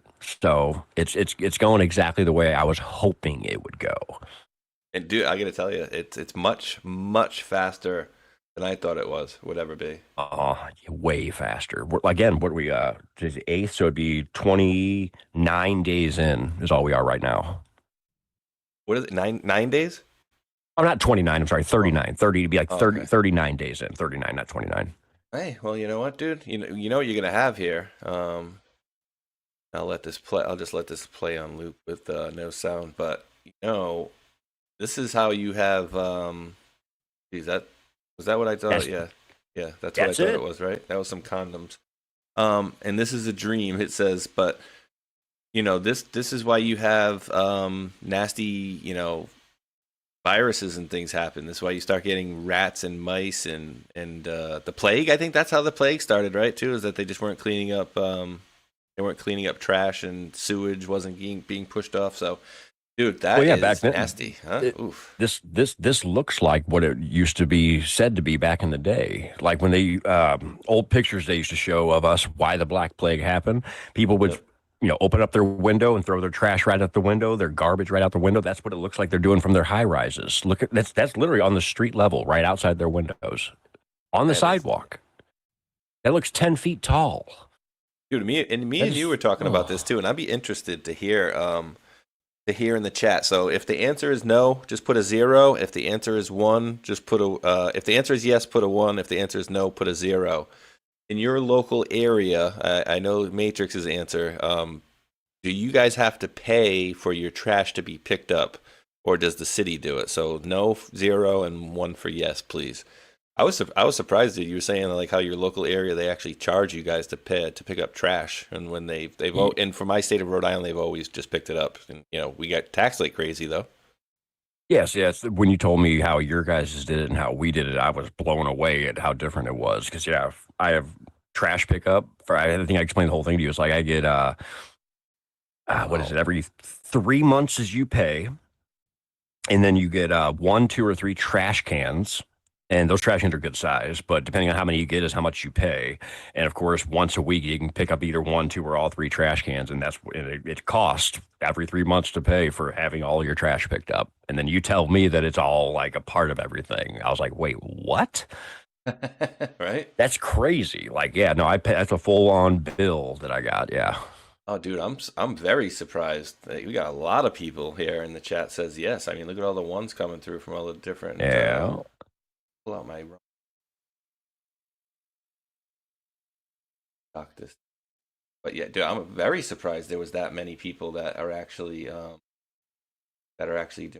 or have to pay for their for their trash like that. That's pretty bananas to me, dude. Yeah, see, it looks like way more like me than it is like you. So yeah, I guess I wasn't thinking last week when you told me that I was blown away. So I'm guessing other people are like that too. Wow. Yeah, it's saying 33605 says $22 a month. Somebody ahead said up top said $35 a month. But most of the people say, yeah, you're either paying for it in taxes or you're paying for it, they're basically saying one way or the other you're paying for it, either through taxes or through actually a payment. Because what I've noticed are a lot of local like local trash companies that have kind of moved in. $35 a month from T-Vet 66 is saying they pay $35 a month for trash. That's crazy. Yeah, 45 every 3 months for West Virginia Tory. That's roughly what mine is. It's like basically 15 a month. So it's every 3 months, so 45. But I have 3 trash cans, so for me it's like I'm like 22 a month. So it's like 66 or so every 3 months for mine because I have 3 trash cans. Now, can you go, if you wanted to, go put the couple bags of trash and go into the dump and just dump them there, or do they charge you to do that if you did? I think That's not an option.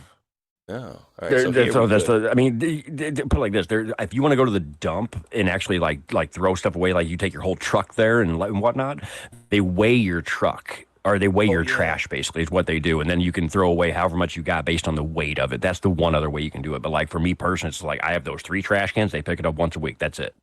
Or you can take your own vehicle, drive down there, and pay them what it costs for the weight of your trash. That's the 2 options you got. Crazy. Yeah, that's weird. And certain areas around here too, especially when you go up to like New Hampshire and Maine, a lot of those places, because they're so spread out, they won't, there's certain areas that they won't even do. So you have to bring your stuff to the landfill or the dump every so often or whatever. So, wow, interesting. You learn something new every day. Yeah, I guess so. That's crazy. Yeah, everybody on my side, I haven't seen a single person say that it's included. Every single person on my end says they pay for it. I didn't watch this one yet, only because it's talking about. Only because it's talking about. I thought it would be good for today because it talks about Neverland, Michael Jackson, and I know this account. I see this account. I've covered this account posting things from time to time. So I've not seen this video. I specifically waited to watch it with you guys and you, Matrix. So I know the tone of what they're saying here, but let's take a listen here. So they're saying Neverland is where Michael Jackson took children to protect them from what was being done on Epstein's island. And because he was going against their regime, they punished him and they flipped the script and made it appear as if he was the one abusing them, when in reality they were abusing them, and he was protecting the children, he was protecting the celebrities. And you have celebrities like Macaulay Culkin who've gone on record to protect and defend Michael Jackson. This all makes sense. It has finally come together. This man has been dead for so long, but now it's coming together. Maybe. That's what the little birdie told me in the little research I did.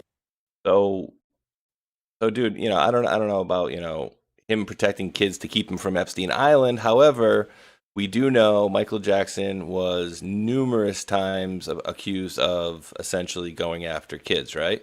But then we have, like this guy said, people that were closest to him, like Macaulay Culkin, even to this day will say, no, he never touched me, never did anything. So, so an actual, perhaps good person was thrown through the mud, essentially numerous times for people for money. And then you have people like Epstein that are basically protected. See what a screwed up, messed up world this is, dude? It's just, I don't know. It just doesn't make too much sense to me, how this happened. And did you ever see the? I know you have to have seen it. The Dave interview on Larry King. Yes, the guy that had like the burn face or whatever that looked just like Michael Jackson for some strange reason. Yeah, and talked just like him. So he talked like this. Very I remember weird. That. And now with the situation though, think about it though. Let me ask you this. What was your thoughts before anything like this? What did you think about him? Did you think he was actually, nothing to do with Epstein Island, of course, we didn't know anything about that, but did you think he was a pedophile or did you think he was protecting? I actually thought for, in the beginning, like say when I was younger, kind of growing up before I got into the conspiracy stuff too deep, I was just like, wow, well, 1 accusation, 2 accusations, 3, it's pretty much solid, you know what I mean? And then I look back and I'm like, well, it seems there's a different narrative going on. So, even before this, for a little bit, I realized I think that they were probably, because I'd heard what Macaulay Culkin had said, and I'm thinking like if he ever did anything with them, and then actually, half of me thinks like, well, is Macaulay Culkin just saying that because he doesn't want people to know, things that happened to him, or is it genuinely what had happened? So I kind of thought that they were running him through the ringer at a certain point because parents were being paid off to basically go after him. I mean, a lot of these things too. a multi-millionaire, billionaire, like, like Michael Jackson, or even super rich people like a Trump or something like that. You saw the stuff with like Stormy Daniels, right? Like a lot of these people, and we heard about what Cohen working with like TMZ and stuff like that. So they have these attorneys that just say, hey, you know what? Rather than even having the accusation in the newspaper, right? And then maybe I'll have to go to court for it. I'll just pay this lady $100,000 just to shut up and go away. You know what I mean? So they do things like that as well. So it's wild to me. And did I pull that link aside? Let me see. If not, I got my bookmarks. But I thought this was it. Yeah, this one right here. So again, this is, if anybody ever seen Vlad TV, he interviews a lot of celebrities and stuff like that. So this is older, I think, for a few years, but let's take a listen. I said, what I'm here for? I said, I'm here to help Michael. Oh, he said, oh, no, we don't, that ain't what we want with you. We heard that your boy spent nights at the house. We want to know if Michael tampered with him. I just picked him up or touched him in any kind of way. If he did, we got $200,000 for you.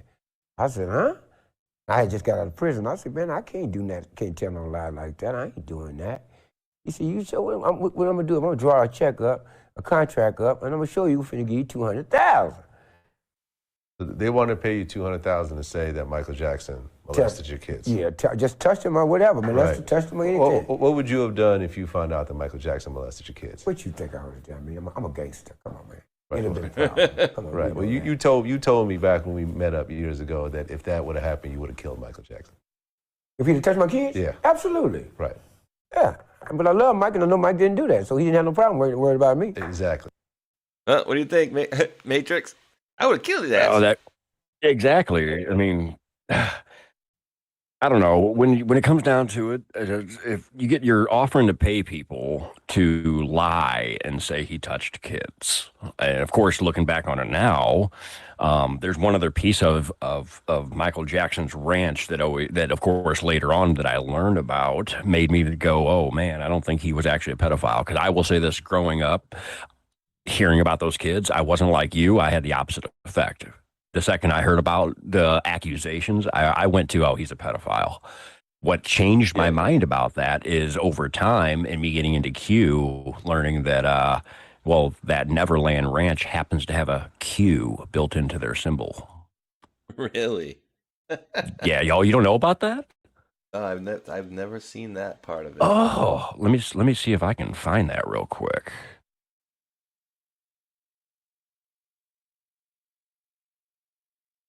Neverland Ranch. Oh, yeah, it does. It looks like a little kid kind of going. There it is. There it is. The little kid. Yeah, the kid's legs make the Q. That's it. Wild. Yeah. So that was something that kind of sealed it in stone for me. That no, I don't think he was actually a pedophile. I think he like you said, he was set up all those years. So even though I was a conspiracy guy for so long, like I never was. I'm not a big music guy. I wasn't a big Michael Jackson guy. So to me, I just didn't care. But when I saw that Neverland thing and that you got the Q built right into it, like I was like, no flipping way. I was wrong my whole life for what I heard. Well, yeah, and I think that's pretty much the same as like what I thought too. From growing up and hearing the accusations, like. Oh, preferences. Yeah. I know. But yeah, that's certainly, to me, that's crazy, dude. Obviously it's not a straight up Q, but it's definitely, if you cocked it off to the side a little bit, it certainly looks perfect to me. So I'll bring up another one. When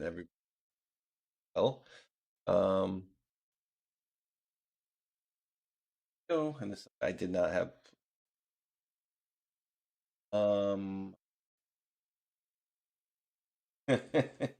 Oh yes, the JFK, the Eternal Flame site is what I think you're going to be going to. Not coming up in the grave fight. If you say, I actually have it in my photos. If you need it. Why the hell is it not? I mean, I've seen this thing so many times. I've done this too over the years, and it comes right up. And for some reason, it's not giving me any overhead views. Weird. That is weird. Normally, if you type in his Eternal Flame site, should pop up right away that it's a Q. JK, Eternal Flame site. I mean, look at it's not for some reason it's not showing me anything here. It's like just showing me click very images. Up close. Click that. The up close. It's usually like one of the top ones I see, and I'm like, wait, why is this gone? And they're like completely gone now, dude. I mean, you've searched this as many times as I have, I'm sure, and seen it come up like almost immediately, but now it's kind of gone. But long story short is it's a big shape of a Q. I mean, I know you can't see it, but I have it on my screen right now. I can share it with you if you want to see it. Yeah, if you want to share the screen, go for it, brother. I'll stop sharing. Yup. Here we go. Presenters can share. Go and that screen. Then go. All and right. actually, too, while you have the cameras, if you want to do any of the Foxcoms or anything like that, you might as well just take it away. But there it is, guys. Nothing to see there, right? Like, right. What is that like? You know, if we go down into that, is that? I'll just so you can see what I'm going to. That's obviously it looks like is that a road coming in? And yes, that's right. I think it's the sidewalk is what I believe. I think this is the road. Over here is the road, I think, up here. And then what it is, I think it's just a walkway where you walk around this whole thing. And of course, right here would be where the actual tomb or the eternal flame itself is. So I don't know what this here is though. This right. It's like a walkway going through half of it or a quarter of it. It has a shadow. So maybe it's a wall of some kind. Oh yeah. Like a sitting, like you can sit there maybe. Maybe, but yeah, that's it. That's it right there. That's the JFK burial. I said burial place. It's the Eternal Flame place. They lit it back on March 17th or something, 16th, 1967. Yeah. So that's all the way back then, you had the Q. Yeah. And dude, I don't want to put you on the spot, but and I can probably find it if I look through my things. And again, this wasn't planned, so you know, I kind of like going off the hip like this because we kind of branch off into different stuff. But do you happen to have the image of all the military guys in formation, except for a couple of weird guys making that same letter? For any folks that have not seen that one, if you know what I'm talking about, I think JFK Jr.'s in a suit. Yeah, let me see if I have that right. Let me see. Let me get the right folder pulled up. I know I have it. I got a lot of 6 folders. times. Yeah, same here. Let's see. Is it in here? I know exactly what one you're talking about. So yeah. Oh, actually, you know what? I'll find it up. But you do on your side. I'll do on my here. Yep. No, it's not in my folder. So.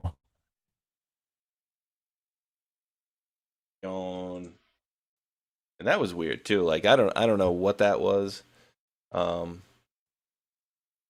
it was definitely weird. I'm searching it a couple different ways. I know a few ways to find it. So let me just. Yeah, Q clearance, fish pond. Some people in the chat saying fish. Is that a fish pond, a koi pond, or something like that? It's possible, right? Could be. Was around 4Q. Wasn't that photo at Gitmo? Not that one. Nope. Let's see. Talking about the one that's in the air a little bit. It's kind of almost from above.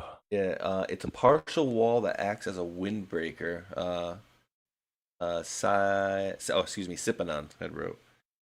Yeah, I have it in my I got it in my notes. What do you call it?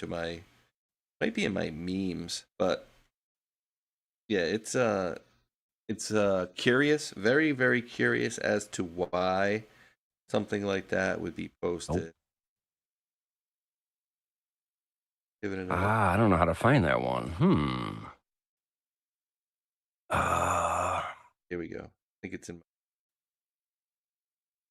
Dude, you know how many times I've like looked at that too in the last many years and like gone over it. What's funny is I can't believe I don't know where it's at. I know I can see it in my head and everything. I can't. Where is it? I found the other formation with the Q plus they made, but I didn't find the one we're talking about. I think I know. Look up.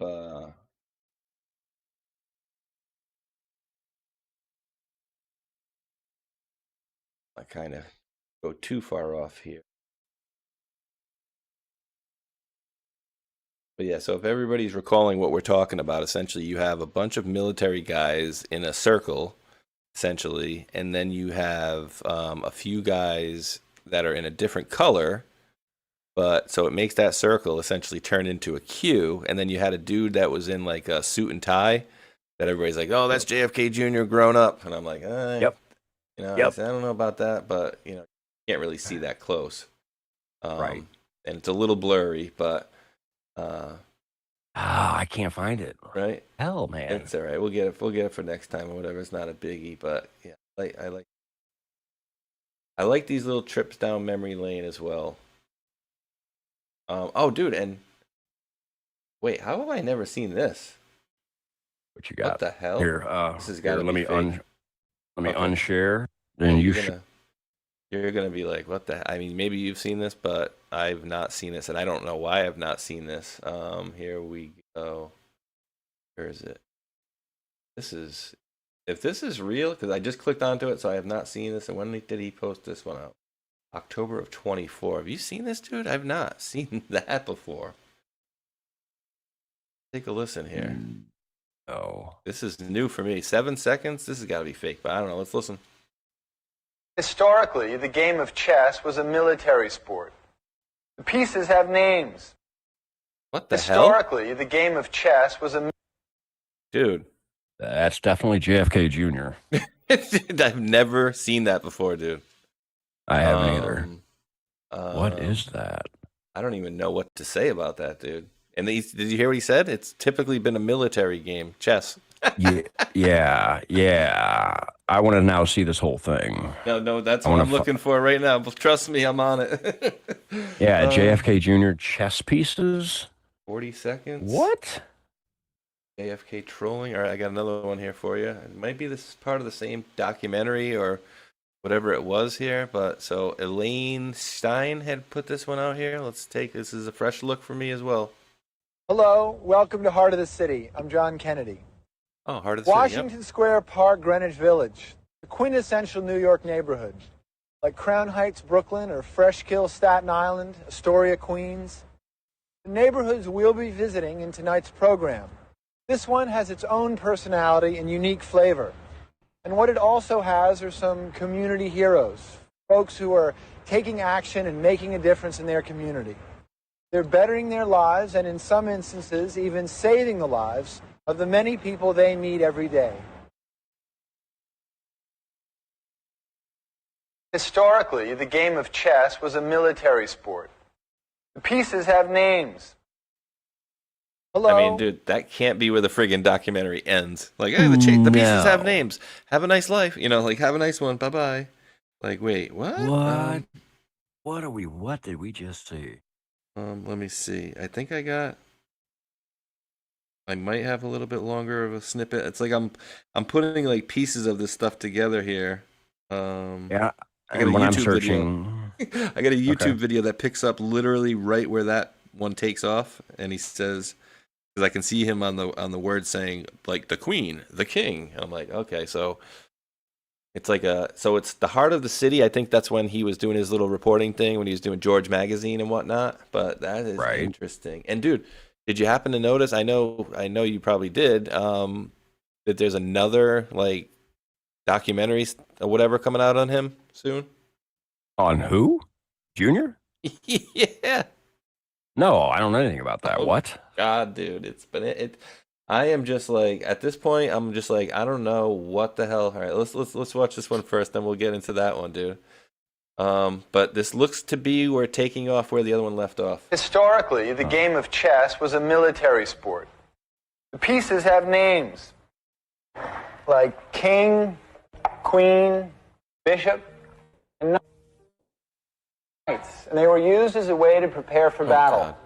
Today, here in New York, the game is still used for battle by some kids to battle their way out of poverty and into the world of self-discipline and success.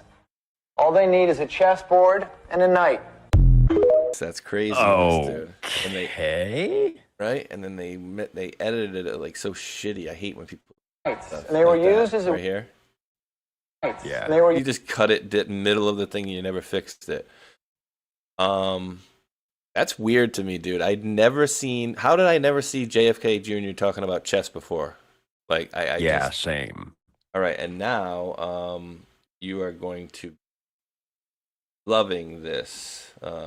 If you've not seen this, all right. So let me pull this one up here. Give me a. This is, and again, the timing of everything for me is just key on this stuff. Did I repost it? I'm pretty sure I reposted it. Back. And don't forget the Masonic stuff with the chessboard, checkerboard, that stuff. He's talking chess. What's in the drops about chess? The whole Fox, was it Queen to F3, Queen QF3? Oh yeah. Oh dude, I should have started with that video today. That was a bad. Dude. So right. what? Come on. You're gonna love All this. right. Dude. You're gonna absolutely love this when I pull this one up, and then I get a seriously crazy question after that. Like I'm gonna need some clarification after this one when I finally find it. Where is? Oh boy! By the way, I see it's 17 degrees where you are. Coincidence? Yeah, right. Where are you? Come on, where did you go? How long ago was this? We got Officer Slotkin over here. CIA Officer Slotkin. Posting out stuff. It's like, and I keep posting to her. Is this in your official capacity as a senator or the slimy CIA agent that you are? All right. And apparently, all right. I'm going to show everybody. Here we go. Let me get this crap off of here and pull this one up for you, fine ladies and gentlemen. Okay, ready for this one, dude? Yep.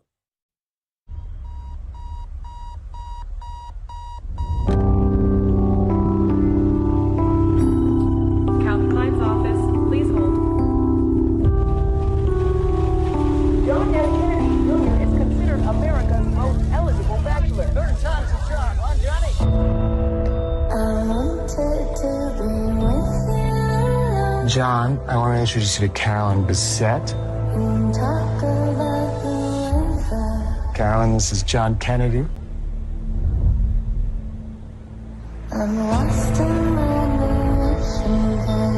Hi. Sorry, is this a bad time? What's going on? JFK Jr. was just here to see Carolyn. How old were you when you realized you were the son of a president? I don't think anyone's ever asked me that before.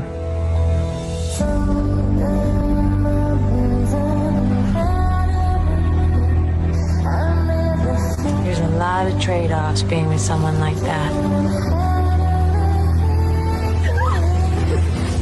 Shiny people, they belong to everyone.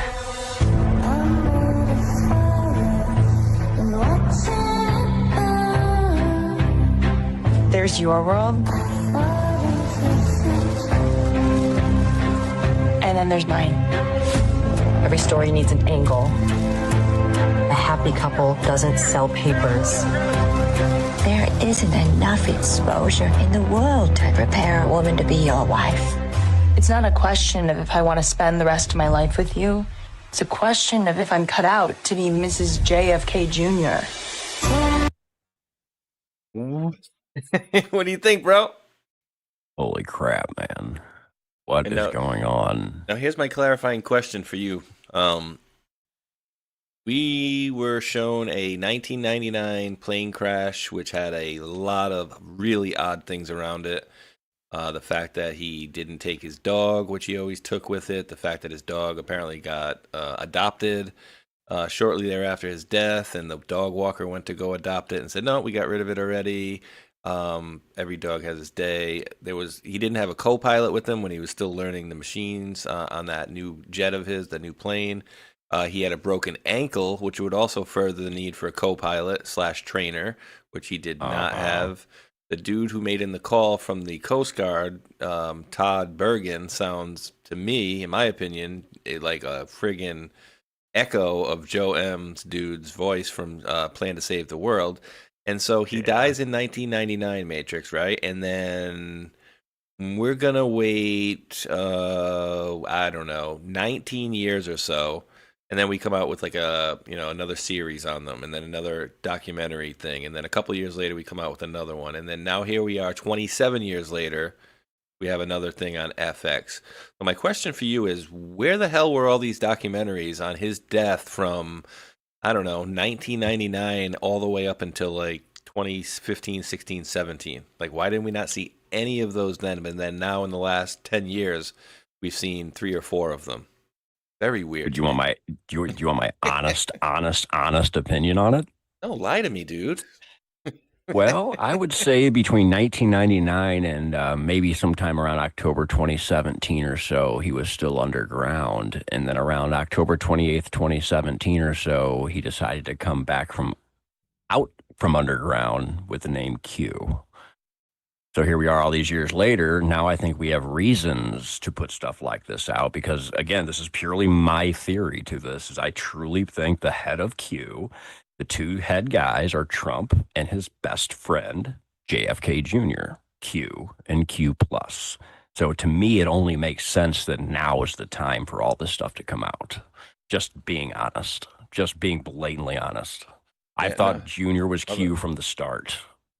Of it. Go ahead, finish. Yeah, go for it. Go for it. No, go for it. Just that's my thoughts. That's all. Well, I've often thought about, how this thing, we're going to need, and I think we talked about it on the call-in show the other day with Dave and Joe and 8-Track for a little bit before he had to go on his date with his boyfriend. No, just, we love Mark. He's awesome. But apparently he always gets the gay jokes, but no, we love him. He's a good, solid dude. But where was I going with this? So, see, I had to go make a gay joke and I lost my train of thought. We're talking about Junior here. Yeah, no, I'm trying to think of like what exactly I was just about to say about how this stuff kind of played out for me. It didn't really. I'm definitely seeing traction. Okay, so don't get me wrong when I say this, because I'm certainly seeing a crapload of people waking up on the other side, but I'm also seeing a lot of resistance, and we know that stuff's being paid for, right?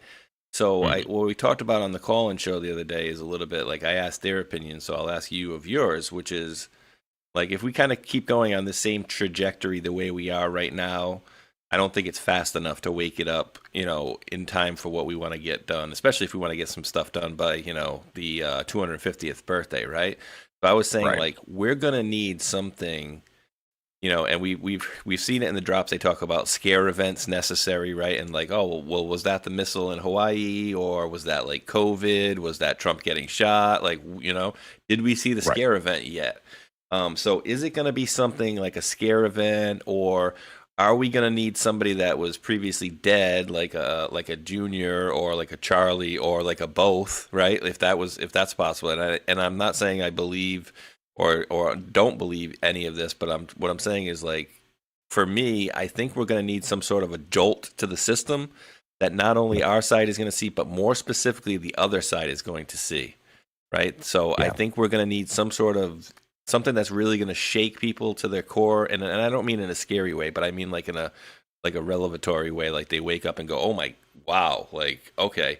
And so for me, like I've always said this in going back from the beginning, which was, does JFK Jr. need to be alive for any of this? No, but if he was to be alive, it would be like the ultimate cherry on the cake, in that they could come back and say, "Hey, listen, I apologize, you guys all mourned for me, but we had really good intelligence that we were about to get assassinated by Hillary Clinton or whoever it may have been," right? And they lay it out on the table, and then they come out and say, whether it be a Charlie or a Junior or both, right? That, sorry, we had to do this because we had good intelligence that they were going to kill us because they wanted, the Senate spot, right? For JFK Jr.'s way, or whatever the case may be.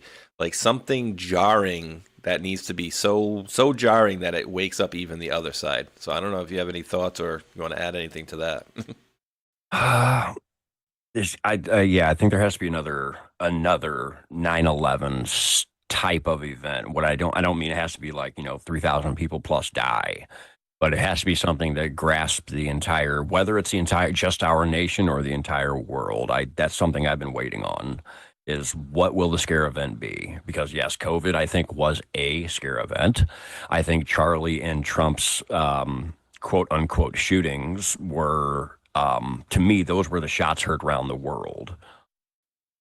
So those are, to me, they're scare events, but I think they're different than a shot heard around the world and the scare event. I think are different. So what we start the show with the Nessun Dorma at the Olympics, right? Yeah. So you got to have some form of scare event. So how it'll play out, I have no idea in any way, shape, or form. But I feel like one of those movies that we were told to watch, whether it's like the submarine type situation going on, I don't know, or the Cuban Missile Crisis type situations. Like something has to happen in order to grasp the nation or the world. I don't know what it is, but look what's going on in Iran right now. At least what they're claiming is going on, So it's like, how of all the million things that could happen, what will happen? Now, I do think it needs to be something directly for our own country to wake people up to. So will it be the world? Will it be just our country? I don't know. But I almost feel like it needs to be something on our soil, too. So very well. I don't want to be negative either or a doomsday person, but I do think that has to happen. But what is it? I don't really know because there's so many things going on. I feel like all three movies are playing simultaneously right now, literally. And it's just like every time you turn around, there's just more bad stuff happening or it's just stuff happening. But none of it's grabbing the entire country. So and as much as we say these things too, right? Like because there are very weird circumstances surrounding his death and of course Charlie Kirk's death, and so I also want to give that caveat to say, and you're going to be like, why am I bringing up a dead female rapper from like 1990? She died in 2002. My bad. This woman was a part of TLC. Lisa Left Eye Lopez, they called her. And so she died, right? And I even saw somebody the other day, dude, that had like a thing on X. They were like, no, she's actually, they saved her and got her out. And I'm like, guys, you can't think this is like every single person, like every celebrity that died going back to like 2000. Like you just can't say every celebrity that died. Like, no, they got her out and they protected her because of whatever. And I don't know that she knows anything that, was public or whatever, but I believe she's just a celebrity that died, right? So we kind of got to, curtail a lot of the ridiculous stuff with stuff that's a little less ridiculous, I think. But yeah, and as far as the people that die go to, I forgot I didn't really bring that up. As far as like when you asked about Junior and whatnot, I don't think Junior has to step back out onto the stage necessarily and say, "Oh, they would have killed me" type of stuff. Although I think that'd be the icing on the cake. But there is one specific drop that says, "Wait until you learn who has been talking to you here." Yes. So Crazy. that drop alone tells me that I feel like at some point they're going to tell us who has been talking to us. And I think we already know that Q plus is Trump. So I feel like they're going to eventually tell us who this Q person is. And again, if it goes by my theory, that's where JFK Jr. could step out. But will he? I don't know. But it does say, wait till you find out who's been talking to you. So what's that tell you? It seems like they're going to tell us eventually. Let me see. And so, I went down this road for a while too. Remember the whole Vincent Fusca deal? Yep. Dude, I'm thoroughly convinced, and everybody's obviously entitled to your own opinion, but for me, I'm pretty damn sure that there were two Vincent Fuscas going around. I'm pretty damn sure, because there was one that looked more, he just looked younger. He literally, to me, looked like a dude like this guy right here. I think that's not the one that we see in interviews, like up close and whatnot. I don't think that's him right there. I really don't. I think that's whoever in a mask or some side of a, some kind of a thing. And maybe, I could be wrong. Who knows? I have an idea of who Vincent Fusca is, actually. I have a theory to that, and it's based on simply by the looks, his facial structure, all of it line up perfectly. I'm currently, as I talk, looking for the pictures of it. If you look at John Denver, of all people in the entire world, John Denver. Plane crash, right? Yep. Plane crash. But of all things, John Denver looks like, I'm talking just disgustingly close to Vincent Fusca. His smile, his cheeks, his teeth, all of it. And Liz Crokin posted out there was one person sitting right behind President Trump and Butler and who did not flinch. Didn't really look concerned. I mean, he did kind of say like, "Oh no." Oh, yeah. Oh, yeah. Here you go. I actually have one. I have a side by side. I actually have a side by side for you. Okay, you want to take it over? Go for it. Yeah, I'll show you. And dude, did you catch any of the Liz Crokin / Alex Jones interview? I thought it was hilarious, dude. I was shown a part on Rambo's Roundtable when I was on there on Thursday. So I got to see, it was like, what, a 3-minute chunk maybe of it? And all it did was annoy the living hell out of me because Alex Jones didn't let her talk. Every time she said a word, he would... Oh, dude, I hate that. I absolutely... And the funny thing is, like, I get a lot of compliments because, when I have Juan on, I let him talk. And apparently all the other people because I don't listen to his interviews on other people's shows, but apparently everybody must interrupt him like 24/7 because, and I'm like, wait, if I have a guest on, like, you want to hear from the guest, right? You don't want to hear him start to say, oh, well, first thing what we did was, oh, wait, hold on, let me go back. Like, just shut up and let them talk. They want to hear from the guest. I don't want to hear from the host interrupting 24/7. But dude, I forgot John Denver too, and I forgot he did kind of those kind of squinty eyes as well. Yeah. Not squinty, but slightly squinty. Was he half Asian? I don't know, but look at that. He also looks like the oh god, in some of those pictures he looks like the dude who's the guy? Not the kangaroo hunter. The dude that ended up the crocodile hunter. Yeah. He looks like the crocodile in the bottom left there. Over here. Yeah, it looks exactly like him. Yep. But yeah, that's where my opinion goes. I think he looks like John Denver. But again, to me that goes back to like what I was saying earlier about like Lisa Left Eye. When did he supposedly die? Wasn't it like the 70s, 80s? Let me actually look it up here. Let me find out. You know what I mean? I'm like. All the celebrities going back into time, but unfortunately, I'm gonna play you a clip of that Liz Crokin interview with Alex Jones in a minute. But I think you're gonna like my rendition much better. Okay, so he'd be 3 years older than Trump is said to be. December 31st of 43. Oh, he died in 97. Why did I think it was so much longer ago than that? Yeah, and so if he dies at 53, he'd be 3 years or so older than Trump. So he'd be at, what, 83, 2, something in that range right now? Dude, you know what? You know what I got to tell you? If, I ever became a multi-millionaire, billionaire, enough money to do whatever I wanted, you know what the hell I would stay away from? I would stay away from airplanes and helicopters. You know what I mean? Like, dude, how many celebrities do we see die on friggin' helicopters over the years? And maybe it's just Kobe. Exactly. And did he die really? Was that really the thing?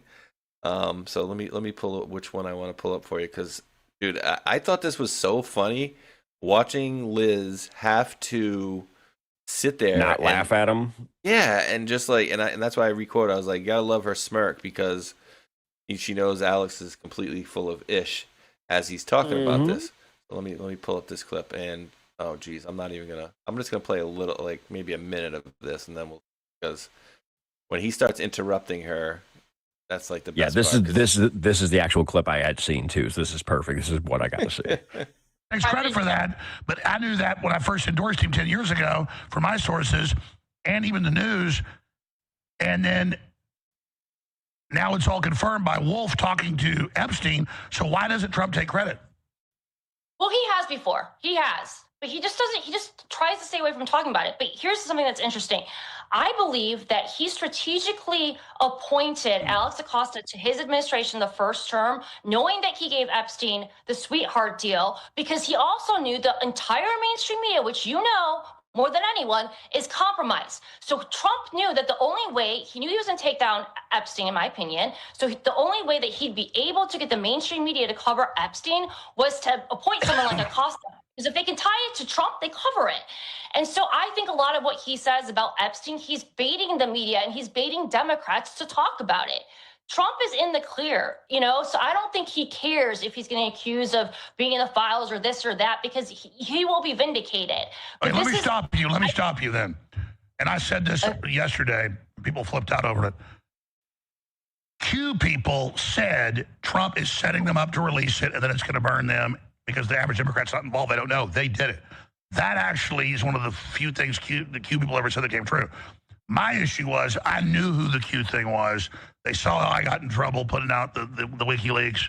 It was in the White House, a senior person in a mid-level. These are household names now. They're not, one of them's not mid-level now. And they said, hey, we saw you get in trouble. We got a way to put out this stuff to get them. And they don't know where it came from. And we want to have you involved. So I literally they tried. I said, I'm not doing that. I'm not getting involved. I'm never involved with anybody else. I do my own thing. So they asked Alex Jones to get involved, Matrix. He totally knew that the Q thing was real. And, he knew the whole time. And they even asked him, dude. I mean, there it is, right? Wait, I got a remix for you. Ready? Okay. So remember, guys, for those of us who recall these things, I don't know who this dude is, but the whole, bald head look, whatever the hell's going on now, dude. I don't know if that's Ozempic Alex Jones or what it is, but he looks so much different and weird to me too. Yeah, I don't.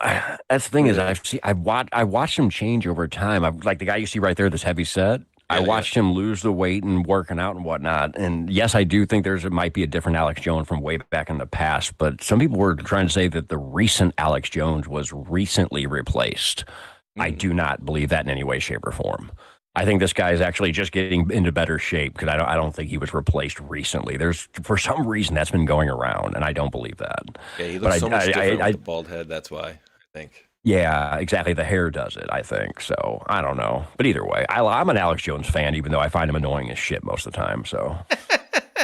And remember too, he was in the Free Systems LLC drops and stuff, but I just don't like the people that come out and tell you that's like me coming out tomorrow and be like, I can't stand Trump. I hated him the whole time. It's like, wait, no, you like Trump, I thought. And it's like, all right, well. Yeah, right. And this is why. This is specifically why.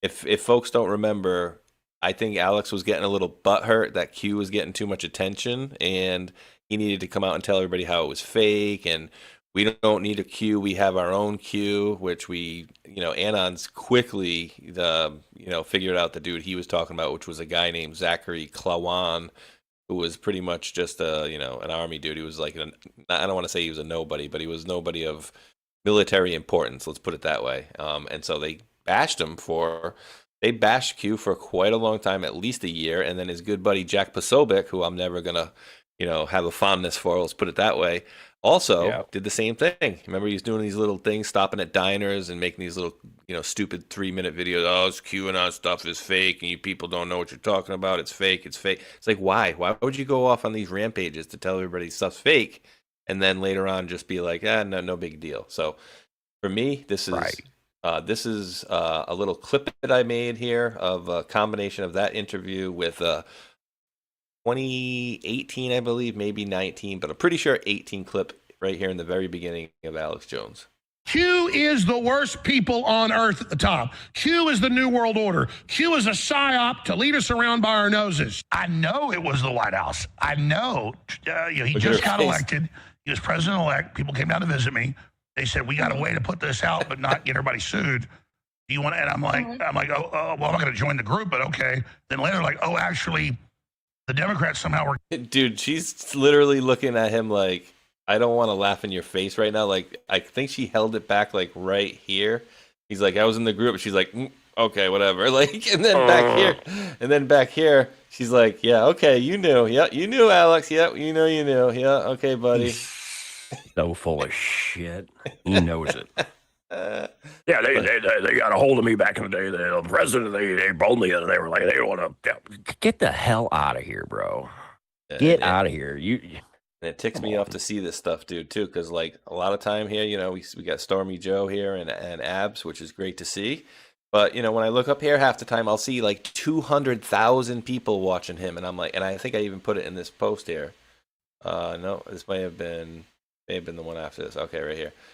So this is another reason why I don't understand why people still don't get the memo. Remember during this may have been during the Syria gassing thing. Well, I know, actually, I'm pretty sure it was not. But this is yet another part where I'm like, why do people not remember this? Like a big old fat dead seal floating around the South Pacific with its big old fat belly up in the sky. It looks like Trump's rolling over. And you know, I thought of Trump as a bigger man than me. But you know what, Trump? Alex Emmett Jones is bigger than you. Because when the push came to shove, you put your tail between your legs, you crapped your pants. And that doesn't mean I hate your guts, but let me tell you ever call me again, I'm going to tell you I'm ashamed of you. And I just look at you. Even Owen's looking over like, nobody's seen this, What are they? The hell? Look at, Look at Owen. He's like, what the hell is he saying? And then he probably notices the light from the camera goes on, and then he looks over like, oh no, don't zoom in on me on this one, please. But it's like, dude, he's done this so many times. Like, oh, this right here, and if I'm not mistaken, this is why I said this is when he came in at like 2 in the middle of the night, and I'm pretty sure this was the the Syria gassing thing. Ready? I'm just going to say it, that I wish I never would have fucking met Trump. I wish it never would have happened. And it's not that the attacks that I've been through. I'm so sick of fucking Donald Trump, man. God, I'm fucking sick of him. Like, you know, if you just turn against Trump, things will be better. But he was doing good, and that what makes it so bad. Anybody really believe he's crying right here? Oh, and that's what makes it so bad. If he'd have been a piece of crap from the beginning, it would be so bad. He doesn't know what to do, we made dude. so many sacrifices. And now he's crapping all over us. It makes me sick. Dude, I don't remember that. Dude, he's looking over like, I don't know, do I put my hand on your hand, like console you? Do I laugh? I don't know what to do here. Oh my God, such bad acting. It's terrible. Right? And then it's this whole thing, like, dude, this is a 2 minute, a minute and a half tirade about what a piece of crap Trump is and how I can't stand him. It's like, that's why I said, when people tell you who they are, guys, listen to them. You know what I mean? People tell you who they are, believe them. Look, 259,000 people and another 15,000 people. You got like 270 something thousand folks who are watching Alex Jones on this thing at this point, while he still is bashing our president, but everybody seems to say, yeah, but he gets really good information. Well, why does he get that really good information ahead of time? Why do some of these places, and it's not a bad thing to get some of this info, because you're actually getting it from intelligence sources that are probably feeding him to make him get legitimacy, right?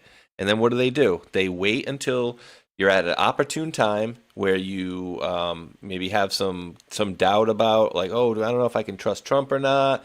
And then you kind of go in and see one of these videos, and it's like, well, he tries to take you off the playing field after he's already gained your trust because, well, Alex Jones told me about the gay frogs. Remember that? He knew that way ahead of time. And remember that other lady that he interviewed about the COVID or the vaccines that were coming way ahead of time, even though it wasn't his information. It was, from the lady who gave it to Jesse Ventura. Like, like this stuff. He was ahead of the curve, like, for years, though, if you think about it, like, absolutely, for the longest time, like, late 90s, early 2000s, all the way through. And then, of course, like, Jesse Ventura shows up in 08, 09 or whatever it was, when he showed up with Conspiracy Theory, the show. Yeah. But, like, Alex Jones was the person, like, I watched a long time ago, and all the stuff he used to say back then, it's like, if normal people would be like, this dude's absolutely insane. Well, all these years later, how many things was he actually right about? A lot. A ton of stuff. So where does he come into play into the Q stuff? I don't think he's part of Q, no, but I do think he's a vital, important piece to the show. I'll leave it at that, because he's in the drops directly in the drops. Also, this week, of all things, too, the drop he's in where they talk here, what is it? They talk about NBC. That's what it is. Savannah Guthrie's mother. Savannah works for NBC, and the drop that he is in himself is actually NBC. It's an NBC drop, is what it is. I got to look it up for my own words here, so I can tell you what it says here. So Alex Jones, it is. Actually, I didn't find it that way. I got to do it, AJ. As you're looking that up, let me thank Greg, King of the North, 3012 there from The north of England dropped out a $20 Rumble rant. Says, shout out to the mods. Yes, shout out to them mods. I appreciate their help. And oh God, we got exactly 999 on Rumble right now. We get that. All right, thank you. Somebody left or came in, so we're not at upside down 666. Here it is. Actors will act. We target NBC. NBC targets Q. Strategic, we are in control. And that's the one with the age, like literally looks like the picture you have up on the screen there, the one with the drop with his picture in it. He's an actor. He will act. And of all things, that came up this week with the Savannah Guthrie thing, too, with NBC is in the news. So, of all things, his drop actually links directly to NBC. Thought that was interesting. That's crazy, huh? Let me see. Yeah. I want to pull this part up. I want to pull. I don't want to play the whole thing. I think.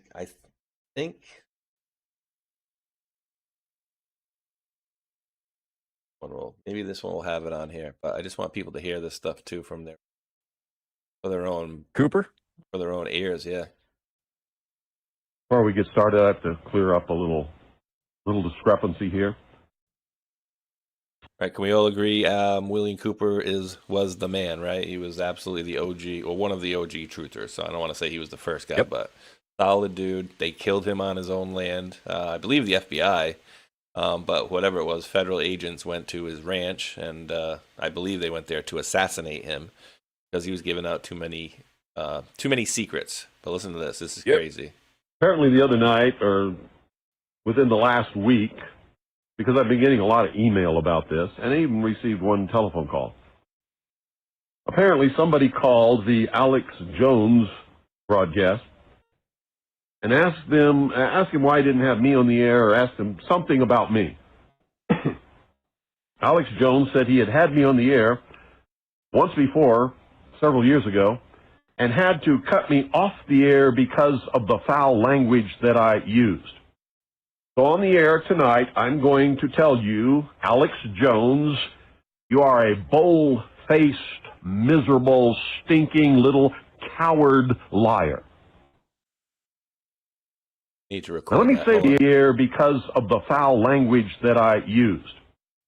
So on the air tonight, I'm going to tell you, Alex Jones, you are a bold-faced, miserable, stinking little coward liar. Now, let me say that again so there's no mistake about it. You can all tell Alex Jones that I said this, and I suspect he's listening because he does. Alex Jones, you are a bold-faced, stinking, rotten little coward liar. I was only on the Alex Jones show one time. It was years ago when I didn't know who he was, when I didn't realize what a liar and a coward and a sensationalist bullshit artist that he is. He was on one little FM station down in Texas. He was. I think you get the gist of it, right? Of what his feelings on him are. So I don't need to go, down the road. But essentially, that's what he was saying, that people were being like, being scared, essentially. Remember, because it was like the Y2K stuff was coming, like, oh, remember that? Oh my God, the computer's going to flip over and the world's going to blow up. It's like, really? Yeah, I remember that. Yeah, I remember all that. Oh my Lord. I had exactly zero fear to that whatsoever. What's funny is I've never actually heard that, what you just played before, and it makes me now wonder even more. Why do people think Alex Jones is Bill Cooper? Certainly why do people think that? I know. Why do people think that? People think that Alex Jones is Bill Cooper. Have you seen the Alex Jones, Bill Hicks stuff? Oh, yeah, that too. I don't know. I mean, I don't know. They claim he's another person. That's what I'm talking about. That guy you just showed, that guy, that top one right there, that dude looks, I mean, if you just scrolled by, you would think that looks like Alex Jones. Yeah, people think Bill Cooper is Alex Jones, yeah. He was a little bit older, though, for sure, so he probably has a good 10 years. This dude, oh my God, what happened to this guy? I used to see this guy on YouTube all the time. He probably got nuked off of there. I don't know who that is. This is just one of those guys that's like, you have like truthers, right? And then you have truthers that tell you they're like No, I'm like the inside truther, and I know more about the truth than you do. So you guys aren't really truthers because you're following, whatever. But I have to agree with him on this point right here about Alex Jones, Bill Hicks. But yeah, I mean, people say he looked like him all the time, whatever. I don't know, but who knows, dude? Like, I don't know. All I know is that bald, once he starts shaving the bald head, it started looking a lot different to me. And I don't think he's been replaced. I think it just looks like he lost some, like you said, lost some weight. But that chin, dude, like, did he get a chin tuck maybe? Because there's a lot less chin there now, and there's not saggy skin there either. I don't know. I couldn't tell you. I just don't see it being a different person. Wow. Oh, he's buddies. Look at that, dude. His good friend Alex Jones. Yeah, there you go. Bro, I don't even know. So, hey, dude, did you want to show any, did you have any interesting Fox comms? I mean, I got 30, 40 links of crap we could still go through stuff, but if you had any interesting stuff on that. Today being Super Bowl Sunday, actually, what I actually grabbed, so last night today's Sunday, Friday night was on Gutfeld. Gutfeld, he brought up the Super Bowl in an interesting way. Let me give you the screen.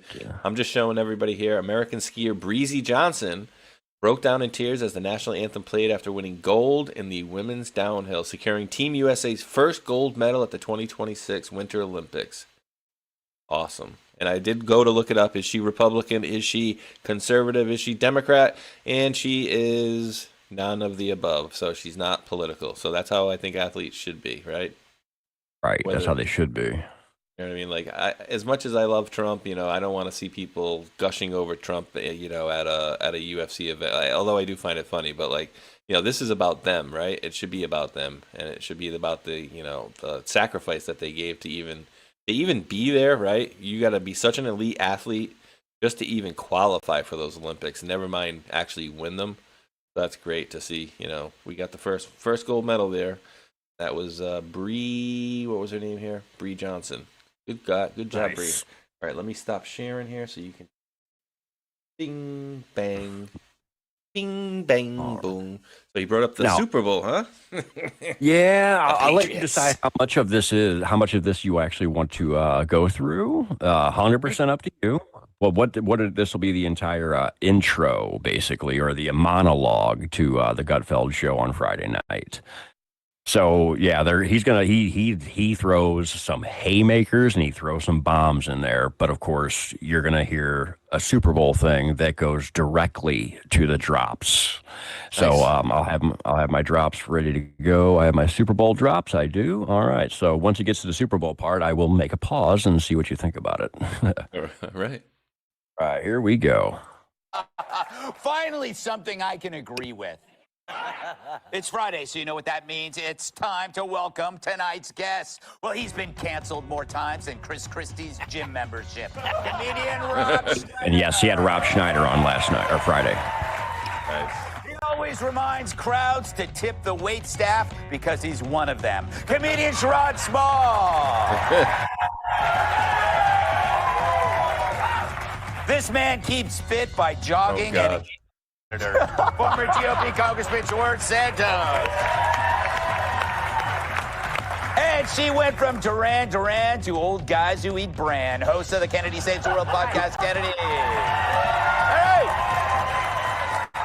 Before we get to some news stories, let's do this. Greg's Leftovers.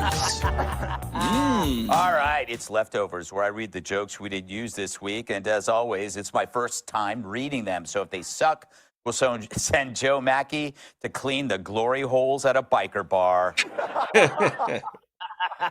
George, you know what that is. God. We're on fire tonight. All right, haven't even started. Let's end the show now. Friday, baby. Yes. So a new report claims that Los Angeles Mayor Karen Bass watered down the Palisades fire report. Yeah, that's ridiculous. Where did she find the water? Oh, God. I love this, dude. New reports show that Jeffrey Epstein was seeking info on how to lengthen his micropenis. Although the last woman to see him disputes this, saying he was extremely well hung. Wow. It's Friday, people. NASA's mission to circle the moon has been delayed for the 7th time. Technicians explained that they just can't escape the gravitational pull of J.B. Pritzker. While people are excited for this Sunday's Super Bowl, others look forward to the Puppy Bowl. Ding, ding, What? Which in RFK Jr.'s house is an actual bowl of puppies. Oh. All right. So we got it. That's where we have to pause it because that goes directly in. So brings up the Super Bowl and brings up the Puppy Bowl. Puppy Bowl. People. So some of the folks in the that maybe didn't see the posts may not remember that we did indeed have a few posts about the Super Bowl and indeed the Puppy Bowl even. So go ahead, sir. Yes. So let's see. Use that one. No, we'll go start up here. So, okay. So drop 2843, February 2019. We'll start here. It says, but you knew that already. Hence why Adam Schiff, SDNY, and Maxine Waters are attempting to keep insurance scheme going post Mueller. Fear. And the fun begins directly after. We'll make the Super Bowl look like a puppy show. So that alone right there hits right on. And of course, over here, you have 2869, February 22nd. You can bet Q knew Kraft was on surveillance video just when Kraft got all liberal into fake news. Q. Super Bowl winners. Puppy sex urban dictionary. And then we come down to this drop down here, 2870, February 22nd, 2019. And of course, in the picture, who do we have but the man himself who will be at the game today, but Robert Kraft. Yes. And of course, what I read already, but you knew already, the fun begins directly after. We'll make the Super Bowl like a puppy show. That's crazy. And yeah, so you got the same drop up there. And then, of course, over here, 4484, it does say watch New York City. Of course, it's in California. So let's see, start here. The stakes are high. They will fight. Puppy Bowl, and it has a greater than symbol. Puppy Show. There's 4 drops. And then the final one talks Ghislaine Maxwell. Drop 4562, July 2nd, 2020. Red alert, Ghislaine Maxwell arrested. It has happened. Then we go back to the Super Bowl puppy show that I just read and finishes off with, you didn't think we highlighted Epstein for no reason, did you? Those who were once protected are no longer. Timing is everything. Hunters become prey. Q. And again, the Puppy Bowl, Super Bowl. Oof. And 4 drops. Dude, let me interrupt you for just one second. Because this is crazy again, dude. Like, besides the fact that you're showing Robert Kraft, and just for everybody's memory here, Robert Kraft got arrested in 2019. In 2019, New England Patriots owner Robert Kraft was implicated in a prostitution and human trafficking investigation while being caught on surveillance video visiting the Orchids of Asia day spa in Jupiter, Florida. He was charged with 2 misdemeanor counts of soliciting prostitution, but the charges were later dropped in 2020 after a court threw out the video evidence.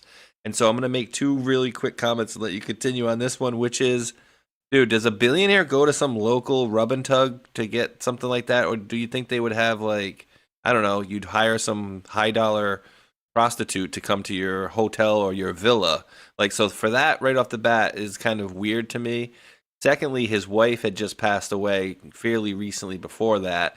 And thirdly, that was the year the Patriots were actually in the Super Bowl. The last time was 2019. And well, wouldn't you guess, they're in the Super Bowl this year. And the drops talk about the Super Bowl and the Patriots. So I don't know, dude. Just really coincidental for my taste. I'm telling you. I'm telling you. And of course, there's a line in the drop. Let's see how many times it's in there. Patriots in what? Are in control. Oh, you spelled yeah, there we go. 10 drops. What's the quarterback of the New England Patriots? His number is what?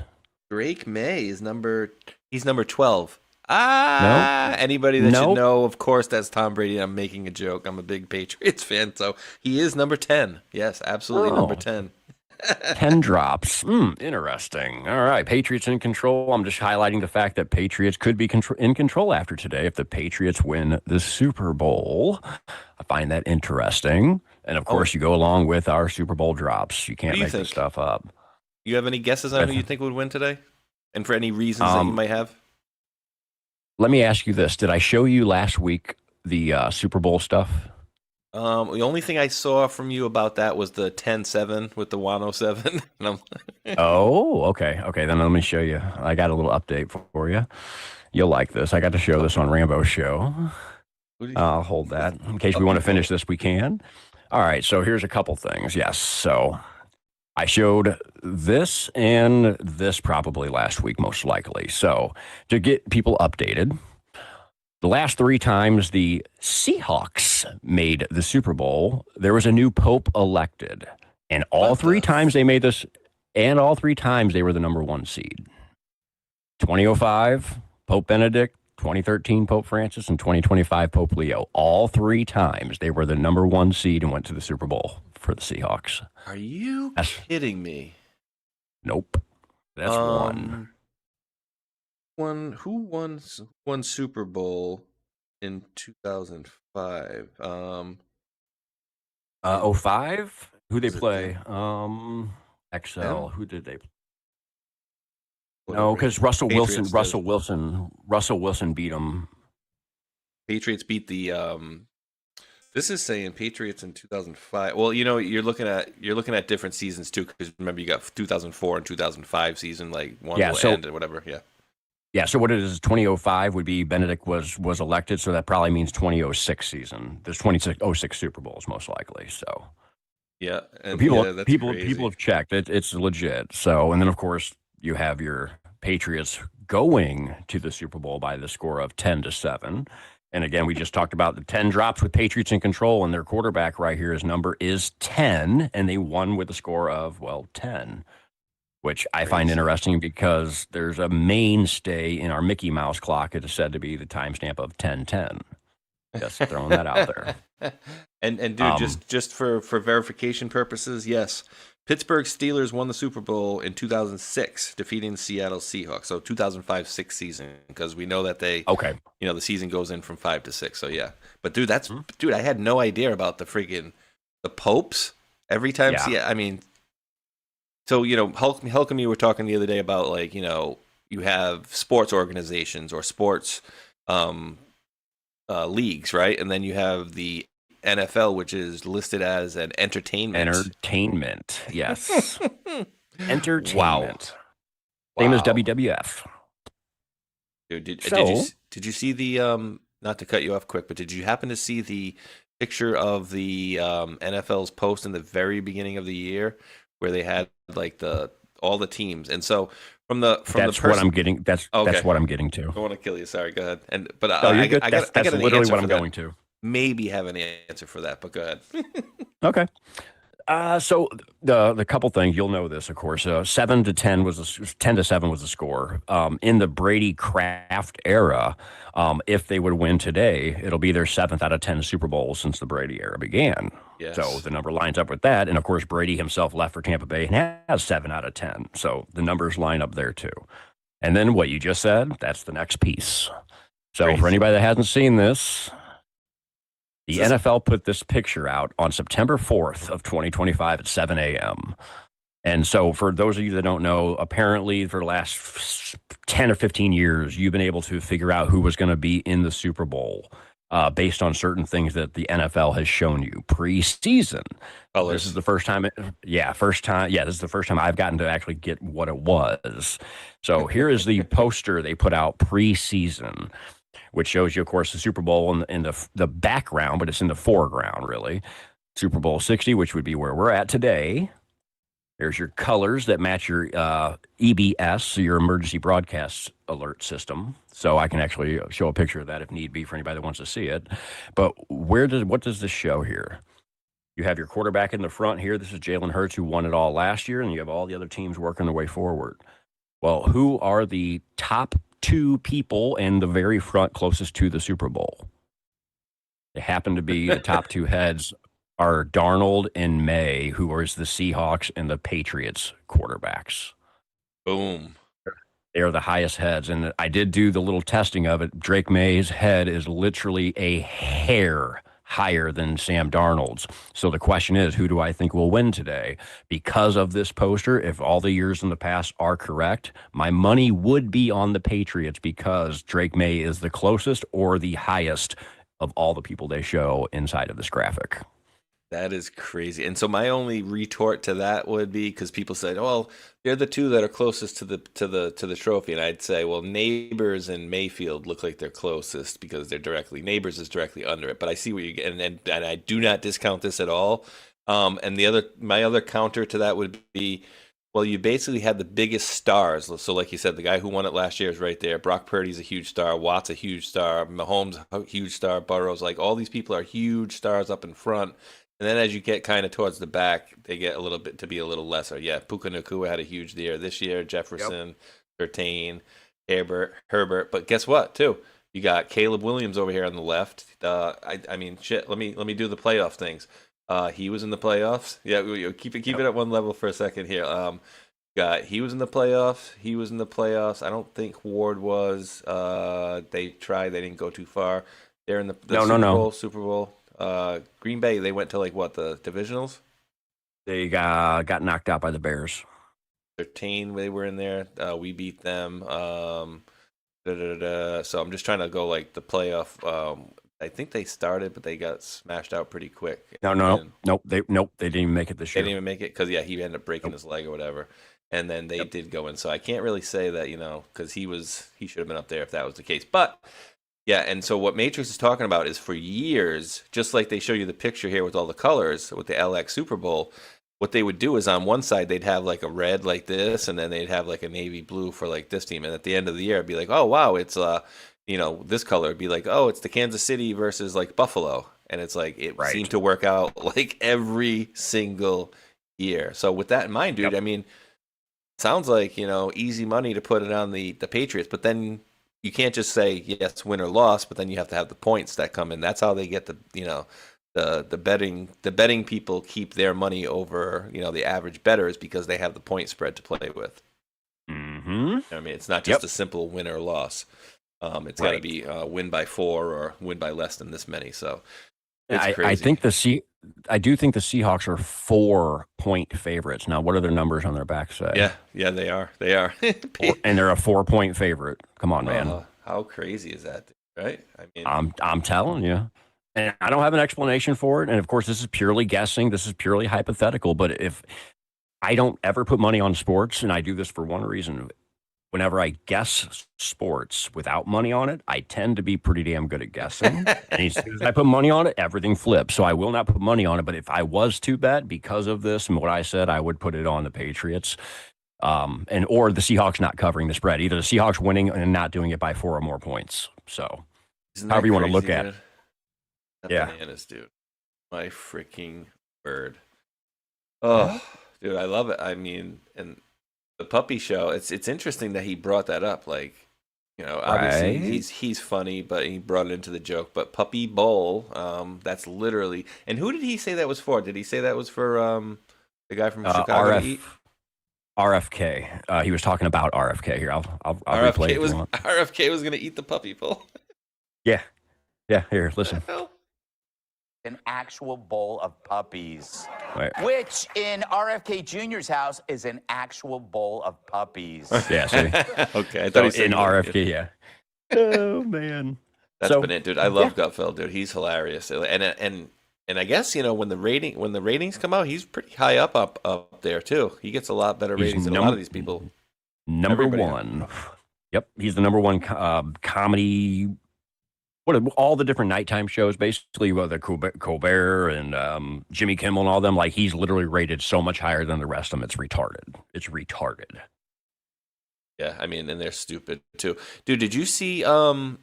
This is it's a repeat, and I'm not going to stop you from doing what you're doing. I just want to ask your thoughts. But did you see the thing that's coming out again about Colbert singing with that little boy with the painted face and stuff? Talk about creepy. No, he's singing that song. Now you're just somebody that I used to know, and like he's like in the kid's face, like making like go ahead sing, and you can tell the kid's like wicked uncomfortable. And to me, it has to be Colbert doing it. So all right, let's finish this one out. The painted face thing. Okay, I do know what you're talking about. I think he has a. I'm pretty sure Colbert has a painted face, and the boy has a painted face where it's like green on the top left. It's almost like a grid, or at least two different colors. And they got the music playing on the background, and he's like prompting the kid to sing, and you could tell the kid's like really uncomfortable, but like begrudgingly does it. We'll play that towards the end and get that out of here. So if you want to finish up this stuff, dude, this is great. Yeah, definitely for sure. Let me get this sound back up. Yep. All right, let's do it. Because he eats them. High protein. Turning Point has announced Kid Rock will headline its counter-programming halftime show. Yes. To prepare for the show, he showered last year. At this year's Winter Olympics opening ceremony in Italy, 2 giant cauldrons were lit simultaneously. Fun fact. I will go back. I have to pause this here so I don't forget. I want to point one thing out. This word has come up multiple times this week, and it's a word that doesn't get said very often, or else it would catch my attention. But simultaneously, they're having 2 cauldrons being lit simultaneously. What other time do we see? Oh, that's right. All 3 movies playing simultaneously would be another reference to that. Just saying. Yeah. It's the same giant cauldrons were lit simultaneously. Fun fact, it's the same technology they used to make fondue over at The View. That's a long way. Yeah, a lot of beats. By the way, this year's Olympics will feature women's team curling. This is all part of an effort to show that some women still know how to use a broom. Oh, God. Dude, I actually find curling interesting. This weekend, OnlyFans model Bonnie Blue plans to set a record by sleeping with more than 1,057 men in 24 hours, shattering the record previously held by this man. Do you really need the 57? Soon, Disneyland fans will be able to get married on the steps of the Haunted Mansion. Now, that's a fairy tale that they'll ever get married. Wow. Yes. Thank you. In a Wisconsin neighborhood, postal workers were terrorized and chased by wild turkeys. Say wild turkey? Asked one woman. You laugh at that one, but not at the one before it. Earlier this week, G.I. Joe turned 62. Wow, I'll never forget my first G.I. Joe. Met him in Fort Lauderdale. Stole my heart and my wallet. Singer Sabrina Carpenter is coming out with her own. Meanwhile, Lizzo is releasing a fragrance of her own after she eats Taco Bell. Oh, God. Wow. Thank you. Southwest Airlines is hiking fares for plus-size passengers, which is the first time a plus-size passenger has ever heard of hiking.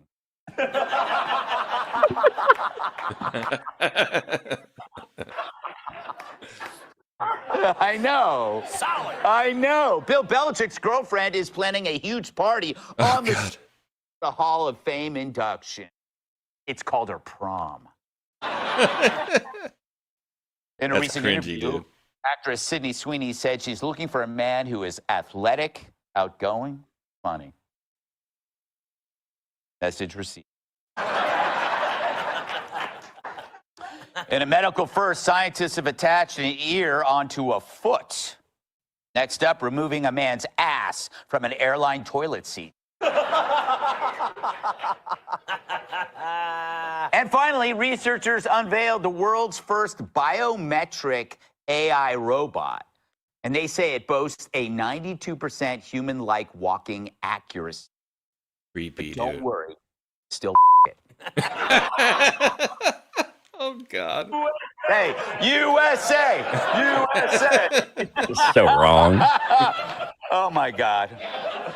Get a phone call on that one. Did you really have to use the F word? All right. So as always, we ask, why are miserable leftists always named Joy? It's weird. It's weird. It's like a guy who's never made a woman wet, but his name is Waters. Oh, God. Righty, baby. You are correct, sir. Yes. So here's another. Joy Flynn. At a recent meeting, the school board vice president got upset following a report on student achievement because he used the word homeless. That's when she fired back with this drivel. I have a lot to say, and I will speak plainly, and you may not like it. I am personally offended by what was presented on so many different levels. One thing I would like to see updated is the word homeless to unhoused. Yeah. I'm not done. Oh my God. So many different levels. Just try one. What is with the dramatic pause? That's a school board meeting, not Shakespeare in the frickin' park. But at least the long pause gave everyone in the audience the chance to go on Zillow and find a home in Florida. Anyway, that's when another school board member noted that the term homeless is used in official context in California. That's the way our state of California, that's the language that they use, and that's their That doesn't mean that's the language we have to use. I'm those are just their making tiles. a statement, and I I'd know, like I to just have wanna my make time sure to that finish. Just because that's the way that everybody else does it doesn't mean that's the way we need to do it. You must be a joy to have around, huh? Full term. I can't stand to these speak people. about our community. Okay, lady, I'll play. I won't refer to you as a moron. I'll go with unbrained. I'm evolving. Thank you. I've changed. I'm She's unbrained. persuaded me. But this is the MO of the woke and the useless. Getting upset over a word so you don't have to deal with the real problem. It's not failing schools. It's a colleague who uses the word homeless. And of course, she's offended on behalf of people she knows nothing about. Because you know who isn't worried about the word homeless? Homeless people. They're more concerned about ringworm or having to share their refrigerator box with losers. They're not sitting around saying, I wish they'd call me by a better name. No, they're sitting around trying to avoid hungry bobcats encroaching their encampments. But this isn't about helping the homeless at all. It's about helping that woman's status. She wants to appear important without doing anything important. Forget solutions. She just wants credit. By the way, how is unhoused different than homeless? Why not settle the problem and just call them people who really love to camp? It's funny, though, how liberals often soften language when defending bad stuff. They say undocumented immigrants instead of illegal aliens. They say justice-involved person instead of violent felon. And how did gender-affirming care become the acceptable phrase for castrating kids? I guess genital relocation was too complicated. And we can't say retarded anymore. Now we just have to show a picture of Mark Ruffalo. All right. The very, very end here. So one thing I want to point out to you, too, is something I caught the night we were watching it Friday night. So long story short would be this entire thing we just got done watching. It was roughly 10 minutes long.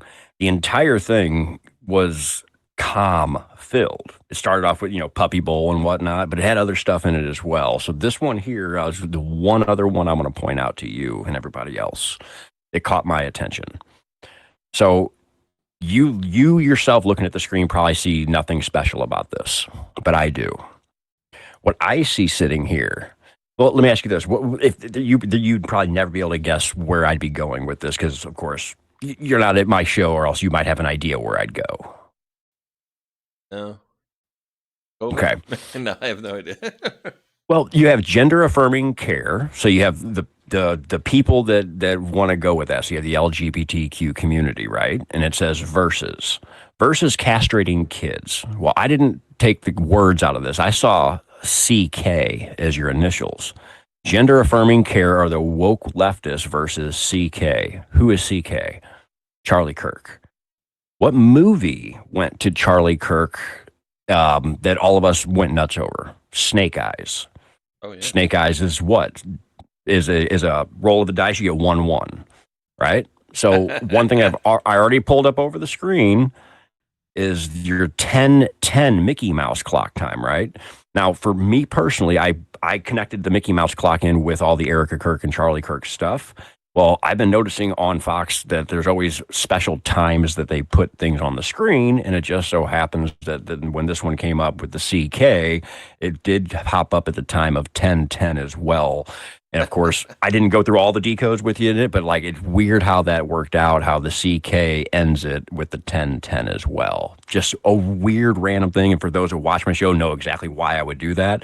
For those that don't watch my show normally are probably like, you're weird for that one. But trust me, that's a very, very interesting thing when the CK comes up with your 10-10 because that goes to your snake eyes. So and the whole deal. Yeah, and your subliminal mind too, like just so people, I don't know if anybody ever seen like a sigil, right? It's people like look at it like it's magic or something like that. And what people do is they take letters and they make like a picture out of a letter. You take all of the vowels and repeating consonants out and stuff like that. So it's almost like the same. It's almost like the same type of deal, but it definitely correlates for sure to me because your subconscious mind will actually do, and that's why people do like the quote magic sigils or whatever, because your subconscious mind picks up and does riddles and can read things forward and backwards. So while our mind may not be consciously going, oh, CK Charlie Kirk, our subconscious mind might be going CK 10-10 and subconsciously looking at certain things. So I love looking at weird stuff about your subconscious mind and how it works versus your conscious mind. Right. And for me, my subconscious mind tends to put it to decoded stuff, too. And that's the whole thing. And of course, that's what I do all the time. And this right here ends up hitting on my Charlie Kirk stuff dead on the head, basically, is what it comes down to. And of course, people that watch the show regularly, I right after Charlie Kirk, I started noticing this, that the 10-10 was coming into play on Gutfeld very specifically. Exactly who they'd show on the screen at 10-10 had really creepy stuff going on with it. And actually, I think I know exactly where it is. I can give you one quick example. That way, if anybody out there is really confused about where I'm going with this, I'll give you this here. It should be in this. Let's see. On Gutfeld. Ever. Let me see. She should have the white outfit on. Where is she? Go through these. As he's doing that, just a programming note. Towards the end of the show, you folks that are on the YouTubes, which I really hope you guys will get over to the Rumble because, for one, really don't think this is going to be lasting long. They're playing their little charade for, oh, we're letting Republicans on there and whatnot, but it's inevitably going to come to an end. Just like I've told everybody back when I got kicked off for 6 months ahead of time, about 1 out of every 4 people listened and actually took that advice. So I'm going to drop the link in there. Please run over and at least if you're not going to watch, just give me a follow. And Matrix, I just don't understand. Certain people are like, oh, I don't want to sign up for Rumble. And I'm like, but yeah, you did for YouTube. And I don't get that. And I don't remember seeing during the Rumble sign up. Maybe it was in there, maybe it's not. I didn't look at it, but I know for sure YouTube, X, Facebook, Instagram, when you are using their apps, it literally tells you that they can turn on your camera and your microphone at any time without your permission. And if you don't click that box, you don't get to download the app. And so maybe it is in there on Rumble. I don't know.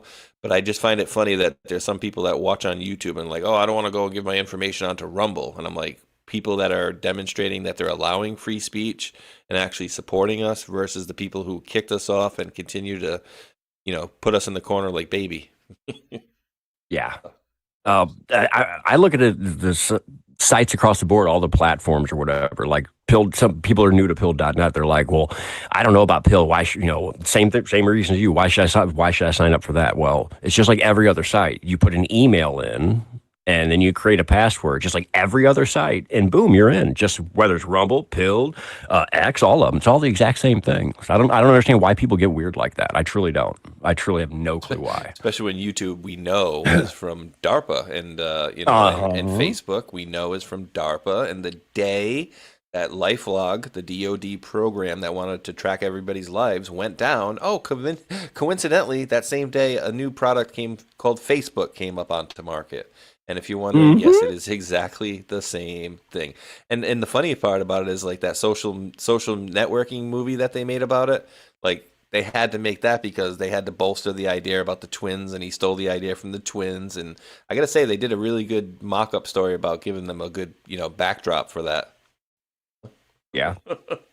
Yep. So Snake Eyes, I know, sorry to interrupt that part of it, but Snake Eyes. Oh, you're good.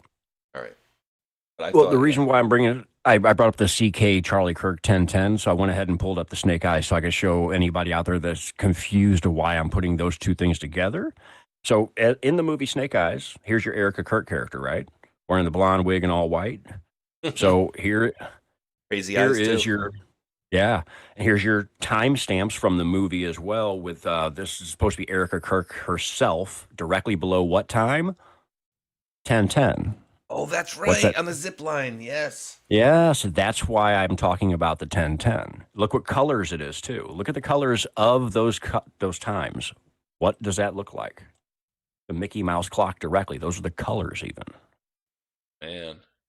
So there's that. Yeah, so this is why I have this in my head. So let me show you. The next picture is going to show you where the person that comes on Gutfeld comes into play. This is not long after he was killed, quote unquote. This person here, her name is Elaine Kulati, okay? So she comes on the show. Look at how she's dressed. All white, blonde hair. Same. All white, blonde hair. Now, I showed you guys the 1010, right? Yo, and not only that, check this out. I'm going to show you where you have 910 and 1010. Watch this. She's on the screen. What two times come up on the screen while she's being introduced? God, 910 Central, which is 1010, right? And 1010. There's 1010, and there it is. So it's lady in white, blonde hair, Mickey Mouse clock, matching up with the same colors and timestamps on the screen here. And that's what they're doing on Gutfeld. A lady in white. Come on, man. Colorful eyes as well. Yeah. And let's see if there's one other piece to it. There you go. There's all of it put together. Oh my! There's your Eric. There's Erica Kirk. There's her inside the movie, and there's her with the timestamp 1010. And of course, there's more to it. Of course, Stephen Miller was a part of that show that same night. Whenever she was on the show. Oh so man! Here, Stephen Miller calls him the face of evil, and then you have another Stephen Miller thing. Well, the reason why that's so important to the movie is because during the movie, whenever here. Oh God. Look. And not only that, look at the time. Look at the timestamp, 2025. Oh man! And Charlie was killed in 2025 on November. What was it? September 10th. Oh 10th. my God! Now what time did I just? What did I just tell you? What date? 9/10. Oh my word! And again, dude, Charlie Kirk is on Twitter. He was at Charlie Kirk or C Kirk 10, right? Which 11. Nobody could figure out. Oh, 11. So wait, so he 11. died. So wait, he died on the. Is it 11? So he died on the 10th, right? Not the 11th. He okay. Here's his date of his death, 9/10. His number was Charlie Kirk 11. So there's your 9, 10, 11 right there. That's bananas, dude. Charlie Kirk 11. Yeah. How many followers he's got on Twitter now? 6.2 million. Should be more. Should be even more. But dude, that's crazy. Oh, and I forgot to finish my programming note. As a result of, the censorship, you guys do not get fulsome shows, and you're not allowed to really get certain things that I can show on Rumble, as in, for a perfect example, I'm going to, on the outro, play a video that unfortunately I can't play on YouTube because I'm going to get a copyright violation. I won't be able to stream there at all going forward. So my hope is to be using YouTube as a kind of a launch pad to get you guys to go over there. And dude, I mean, I'm getting so many more people seeing my show on Rumble with a third or a fourth of the following there. So it makes no sense whatsoever. You know what I mean? Literally makes 0 sense. So that's why I'm trying to get folks over there. Like I told you guys back in 2020, for at least 6 months ahead of time, it will not last long on YouTube. Get it, whether you get on Pilled, whether you get on Rumble, just get on one of those, please. And Matrix, I got a couple more, and then I got to get myself some wings and stuff, and we got to get ready for stuff. But this is kind of in regards to what you had posted about the lady freaking out about what was she saying? Homeless. You're gonna. Oh yeah, the homeless. Yeah. You're gonna love this one, and I cannot believe that we have people that are taking this to such heart, or did I say anti-heart? If you put prayer at the beginning of this meeting, I don't think that's a welcoming sign to the people who are in this room tonight. How much prayer do you need? How much God do you need? We say under God, we say it. Why do we need to say more? This, to me, is very disturbing. If I tell you I'm offended, I'm offended. I just don't understand why you're comfortable excluding people. Not everyone who is in this room tonight is Christian. And guess what? If you do this, we're going to have legal challenges. And guess what? It goes all the way to the Supreme Court because it's in the Constitution. I don't know why you need prayer to take this job seriously. But don't say this is going to unify when I'm telling you it will not. Dude, like, seriously? I smell an atheist. I mean, you know, right? Cloudy with a chance of atheism. Oh my goodness, good bro. Lord. Yeah, and here's her deal. And so, dude, did you happen to see this? And this is this is the thing I'm gonna play on as we're going out in a little bit on only on Rumble and D Live and Pilled, but I'm not gonna be able to play it on YouTube because it's two hearts that beat as one. Have you seen this video, dude? It's such a beautiful tribute to his marriage and him and Melania together. Have you seen that, dude? It's great. I don't think so. No, I haven't. It'll be definitely a good one for the way out of here. But we're coming up on 4 o'clock here, guys, and we did. I was like, I think the other day I was like, "Hey, Matrix, just do like an hour because we got the Super Bowl," and like, "Yeah, cool, whatever." And here we are, 3 hours later. But had a blast right? For sure. Had a blast for sure, and it's always a good time. Always a good time over here, and I gotta keep remembering to stop putting my head away from the microphone. Maybe I gotta put the microphone in front of me, but I'm just not like set up like that yet. You know what I mean? Yeah, no, actually, I run into my mic a lot. Actually, I keep mine right in front of my face, so whenever I'm trying to look at the screen, I'll smack right into it. So, did you hear the lady too when she was talking? The one that you had showed, the lady who was talking about oh geez, what was it? It wasn't about prayer, it was the other thing. But she was pissed off, and when she was doing her dramatic pause, she was like in the mic. She's like, I don't know why we have to. I'm like, why is she like breathing all in the mic like that? Yeah. She was breathy, yeah. Very breathy. I'm breathy too, though. Actually, I get told quite often that I breathe into the mic, which is why I constantly keep myself muted, because apparently I'm a mouth breather whenever I'm on the mic, so I'm not trying to make noise. And people tell me that all the time, so I get a little breathy myself.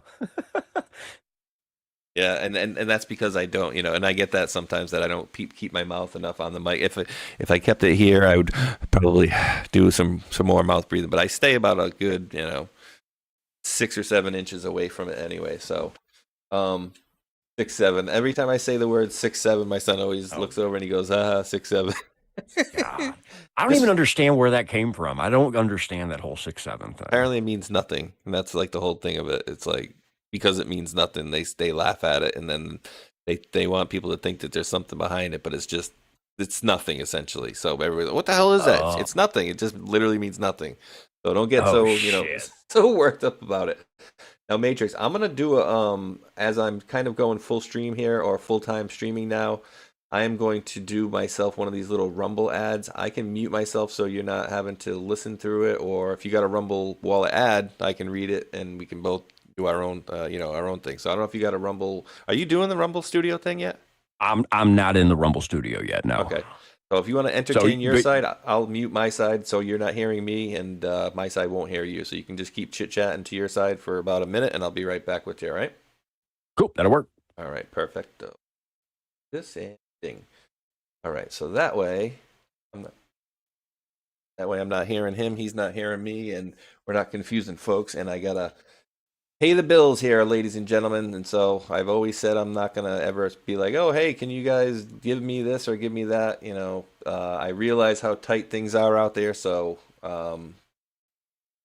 that's why I'll do it this way. So let me just bang this one out here really quick. And then that video is it's a very touching video, especially when you look at it like people say, oh, Trump, Melania can't stand him. And I'm like, wow, when I look at this video, I certainly don't get that whole feel from it at all. So we'll play that, and then I'll play a little quick outro for YouTube, and then we'll shut that one down, and then we'll play that one on the real outro on the way out of here in just a few minutes here. We're going to do a little Rumble Wallet deal here, ladies and gentlemen. All right, guys. They can... Yeah, as we've seen in the past, they can cancel your accounts. They can freeze your cards, decide what you're allowed to buy, say, or support.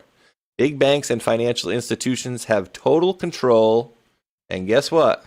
They use it. That's why financial independence matters more now than ever. Introducing Rumble Wallet, a wallet built for real freedom. With Rumble Wallet, you control your money, not a bank, not a government, not a tech company. Buy digital assets like Tether, Tether Gold, and Bitcoin in one secure place. No permission needed, no middlemen, no cancel button. And when you want to support the creators you actually believe in, you can actually use the Rumble Wallet app to directly tip content creators securely, instantly, and without interference. This isn't a credit line that they can shut off. It's your wallet permanently. Yours to protect your future, yours to protect your family. And when the system fails, when institutions turn on their own people, financial sovereignty is the difference between security and vulnerability. Rumble Wallet isn't about politics, it's about freedom and ownership and protecting what's yours. So take control today and download the Rumble Wallet now and step away from the big banks for good. True ownership, true protection, and true financial freedom. Rumble Wallet. Boom. Alrighty there. So appreciate you guys letting me take the time to do that. I don't think, 1 minute ad out of a 3-hour show is that much of a hindrance for you guys. And thank you very much to Warrior Mimar dropping a $5 Rumbler in. It says, great show, Spaceshot and Matrix. God bless you both. So I do appreciate that, Warrior Mimar, as well. Pull Matrix back in here. Only one NRS. I still don't remember what that means. But either way, welcome and good to see you. What's up, Ray-Bans? Welcome and good to see you as well. What's up, Captain Mike? Hey, what's up, Matrix? What's up, Mike? What's up, brother? And you're back. Yes, sir. I am back. So, hey, anything else that you wanted to touch on or cover, and definitely, of course, let the folks know. We'll be back here again next Sunday. And just for a programming note, I don't care. Come hell hell or high water, I will be back doing my new regular scheduled series. Will now be 9:30 p.m. Eastern for Table of Titans, and then Friday, Saturday, Sunday, 1 p.m. Eastern, and then 7 p.m. with Mac and Lisa for Hold the Line on Monday evenings, and with the idea of going Tuesday and Wednesday off. And I'm going to be adding also a morning show. I'm going to be jumping on with Severe here and there, and we're going to kind of boil down a day. But again, I'm trying to keep Tuesdays and Wednesdays to be my off day, and that way it's just going to be Thursday through Monday. Thursday, 9:30, Monday, 7 p.m., and then Friday, Saturday, Sunday, 1 p.m. So this will be a lot easier for people to remember, and then there are a couple mixed dates in there. But Matrix, anything you want to let the folks know about before we do any thank yous, because I want to send you over a thank you as well. But let the folks know like when you're going and where you're going and how you get there. No. Well, the normal show that me and my co-host Omazan do Monday through Friday, we don't have a set time to start our show ever, but in the evening time, usually between 5 and 6 p.m. Central Time, we get started and we run a 6 to 8 hour show Monday through Friday in the evening.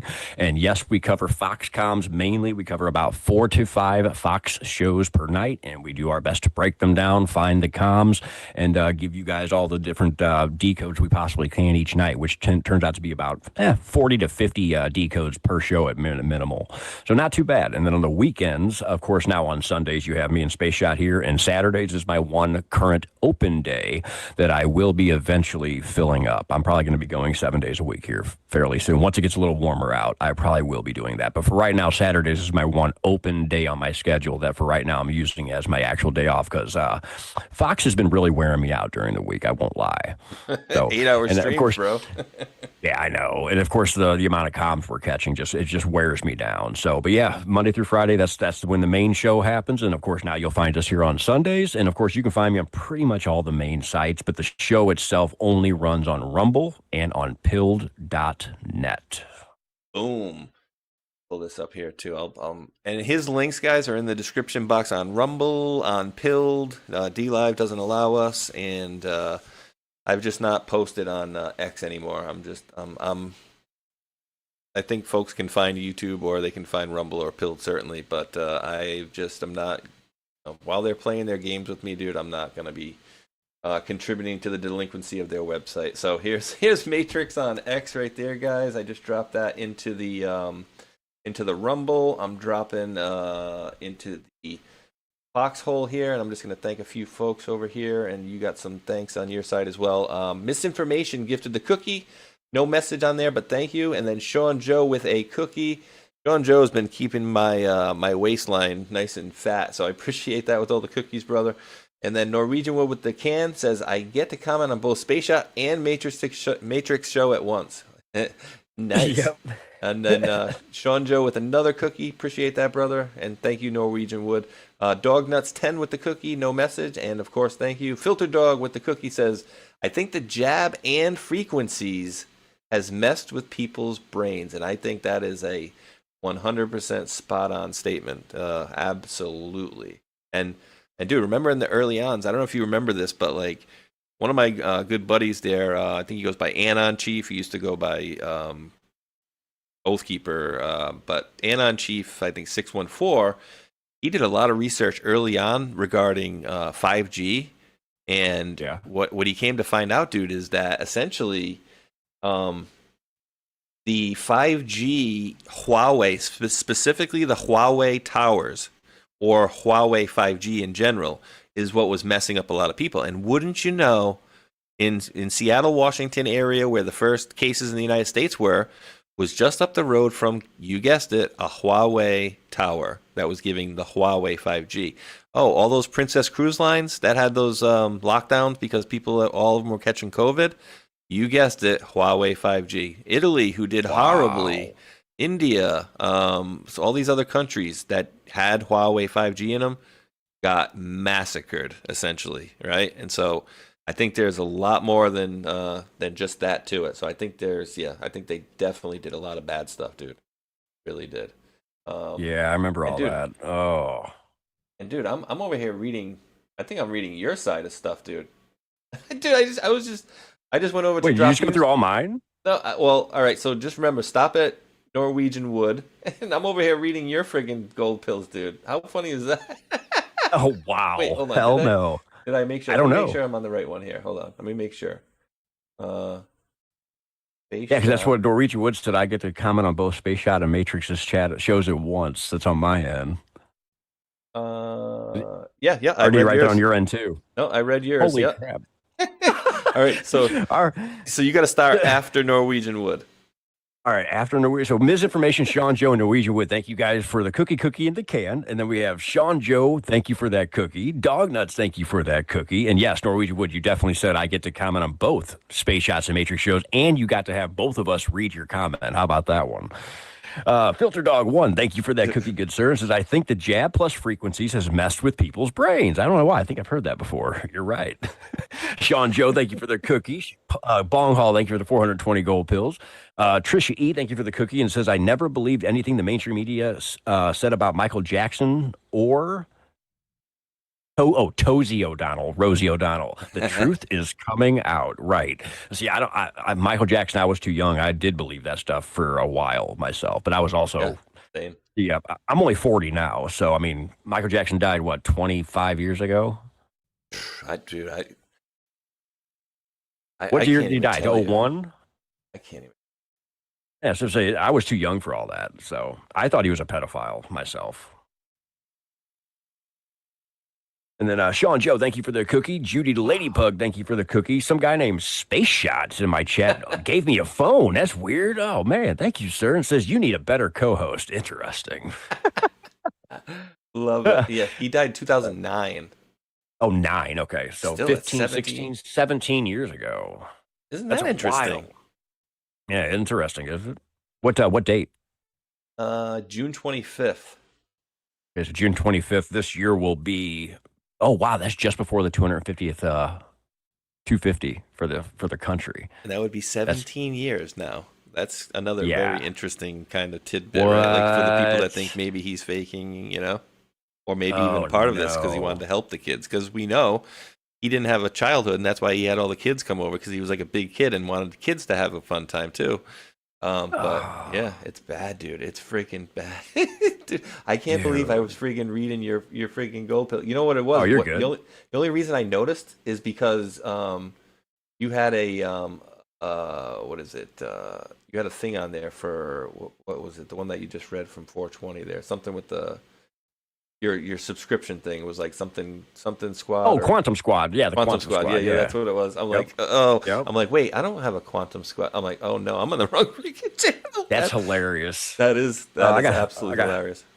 I got 3 more. Mr. Spock. That's actually a brand new name to me, too. Welcome in. Thank you for that cookie as well. Goober's in the house. Thank you for that cookie with the waving signs. And yes, I will get my pineapple topped pizza later for sure. Yes. And Lizzie B. Thank you for that cookie. Welcome in and good to see you. And then over on the Rumble side, Nighthawk62, thank you for that $17 Rumble rant. It says nothing can stop what is coming. Cool. Absolutely. And then there's 2 more. Got to just go over here. Cornelia from Germany with 2 $1 Rumble rants and says, thank you for what you do and help us. And the second one says, thank you for what you do and help us to understand what is going on. Well, thank you for both of those $1 Rumble rants. And I do my very best, and I know Spaceshot does as well. So thank you guys very much for all those, all the donations out there, the support for the show. And man, I had a blast today. I don't know about you. Always, dude. Always. I love this stuff. And especially seeing as thinking back then in 2018 and 19, when I'm reading, Future Proofs Past, I'm thinking 8 months from now, like maybe next year, but I'm certainly not thinking that, oh, wow, in 2025 and late 25 and 26, we're going to start seeing deltas come out of the woodworks like crazy. And it's all seeming to line up. So it is bananas, dude. I'm loving this stuff. I am too. Let me see. Mr. I don't want to say. So Drukani with the shades. I almost said Mr. and I said, oh, Mr. Mrs. But just Drukani with the shades says, God bless. So I appreciate that. And then Sean Joe, thanks, brother, for and it's the same over here as many cookies.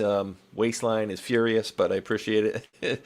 Punk Q, Rocker 4Q with the 217 gold pills. Appreciate that one, brother. And then Norwegian with the can says, it's like I'm listening to Spaceshot and then Matrix. I'm freaking. So not only did he get that read, but twice or 3 times. But and then Sean Joe with another cookie. Appreciate that, brother. Followed up by looks like Bois Blanc and him having a cookie fight.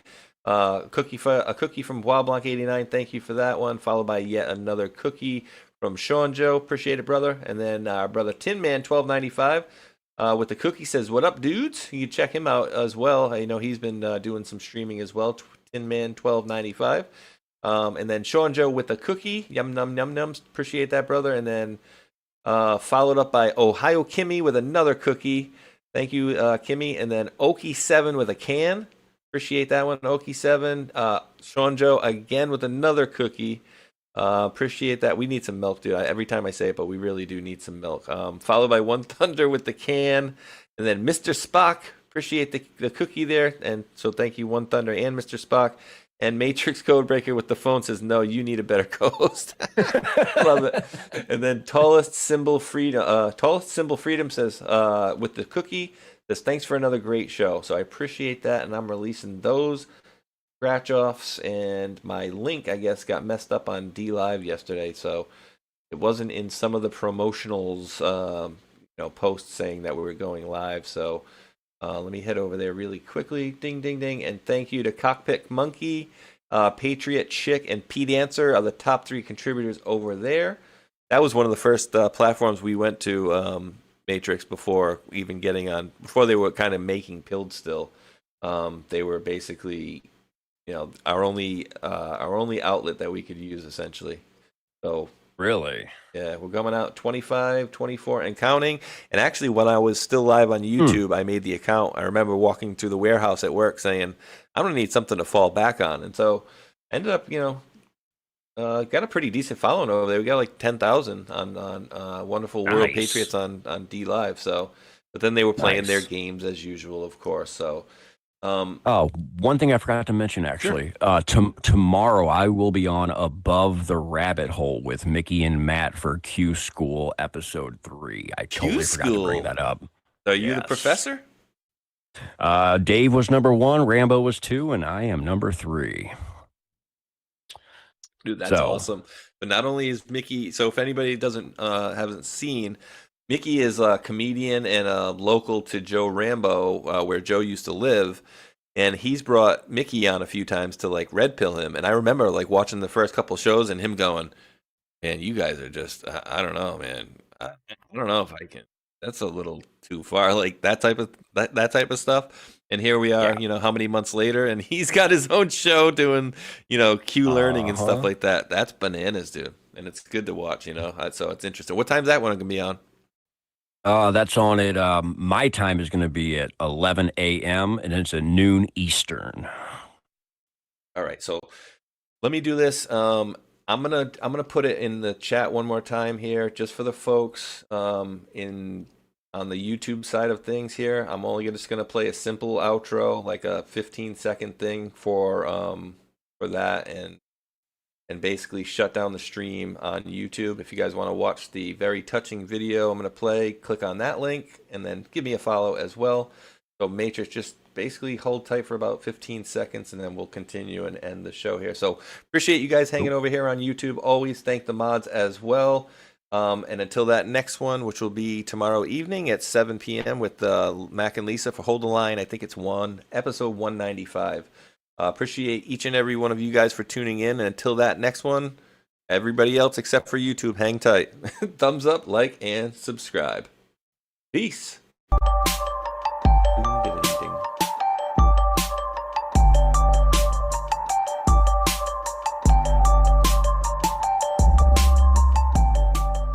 Guy. Studio.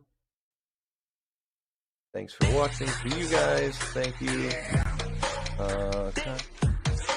This is why it's like a pain in the butt. It's almost not worth, going on YouTube with. Right. Bye bye, guys. YouTube.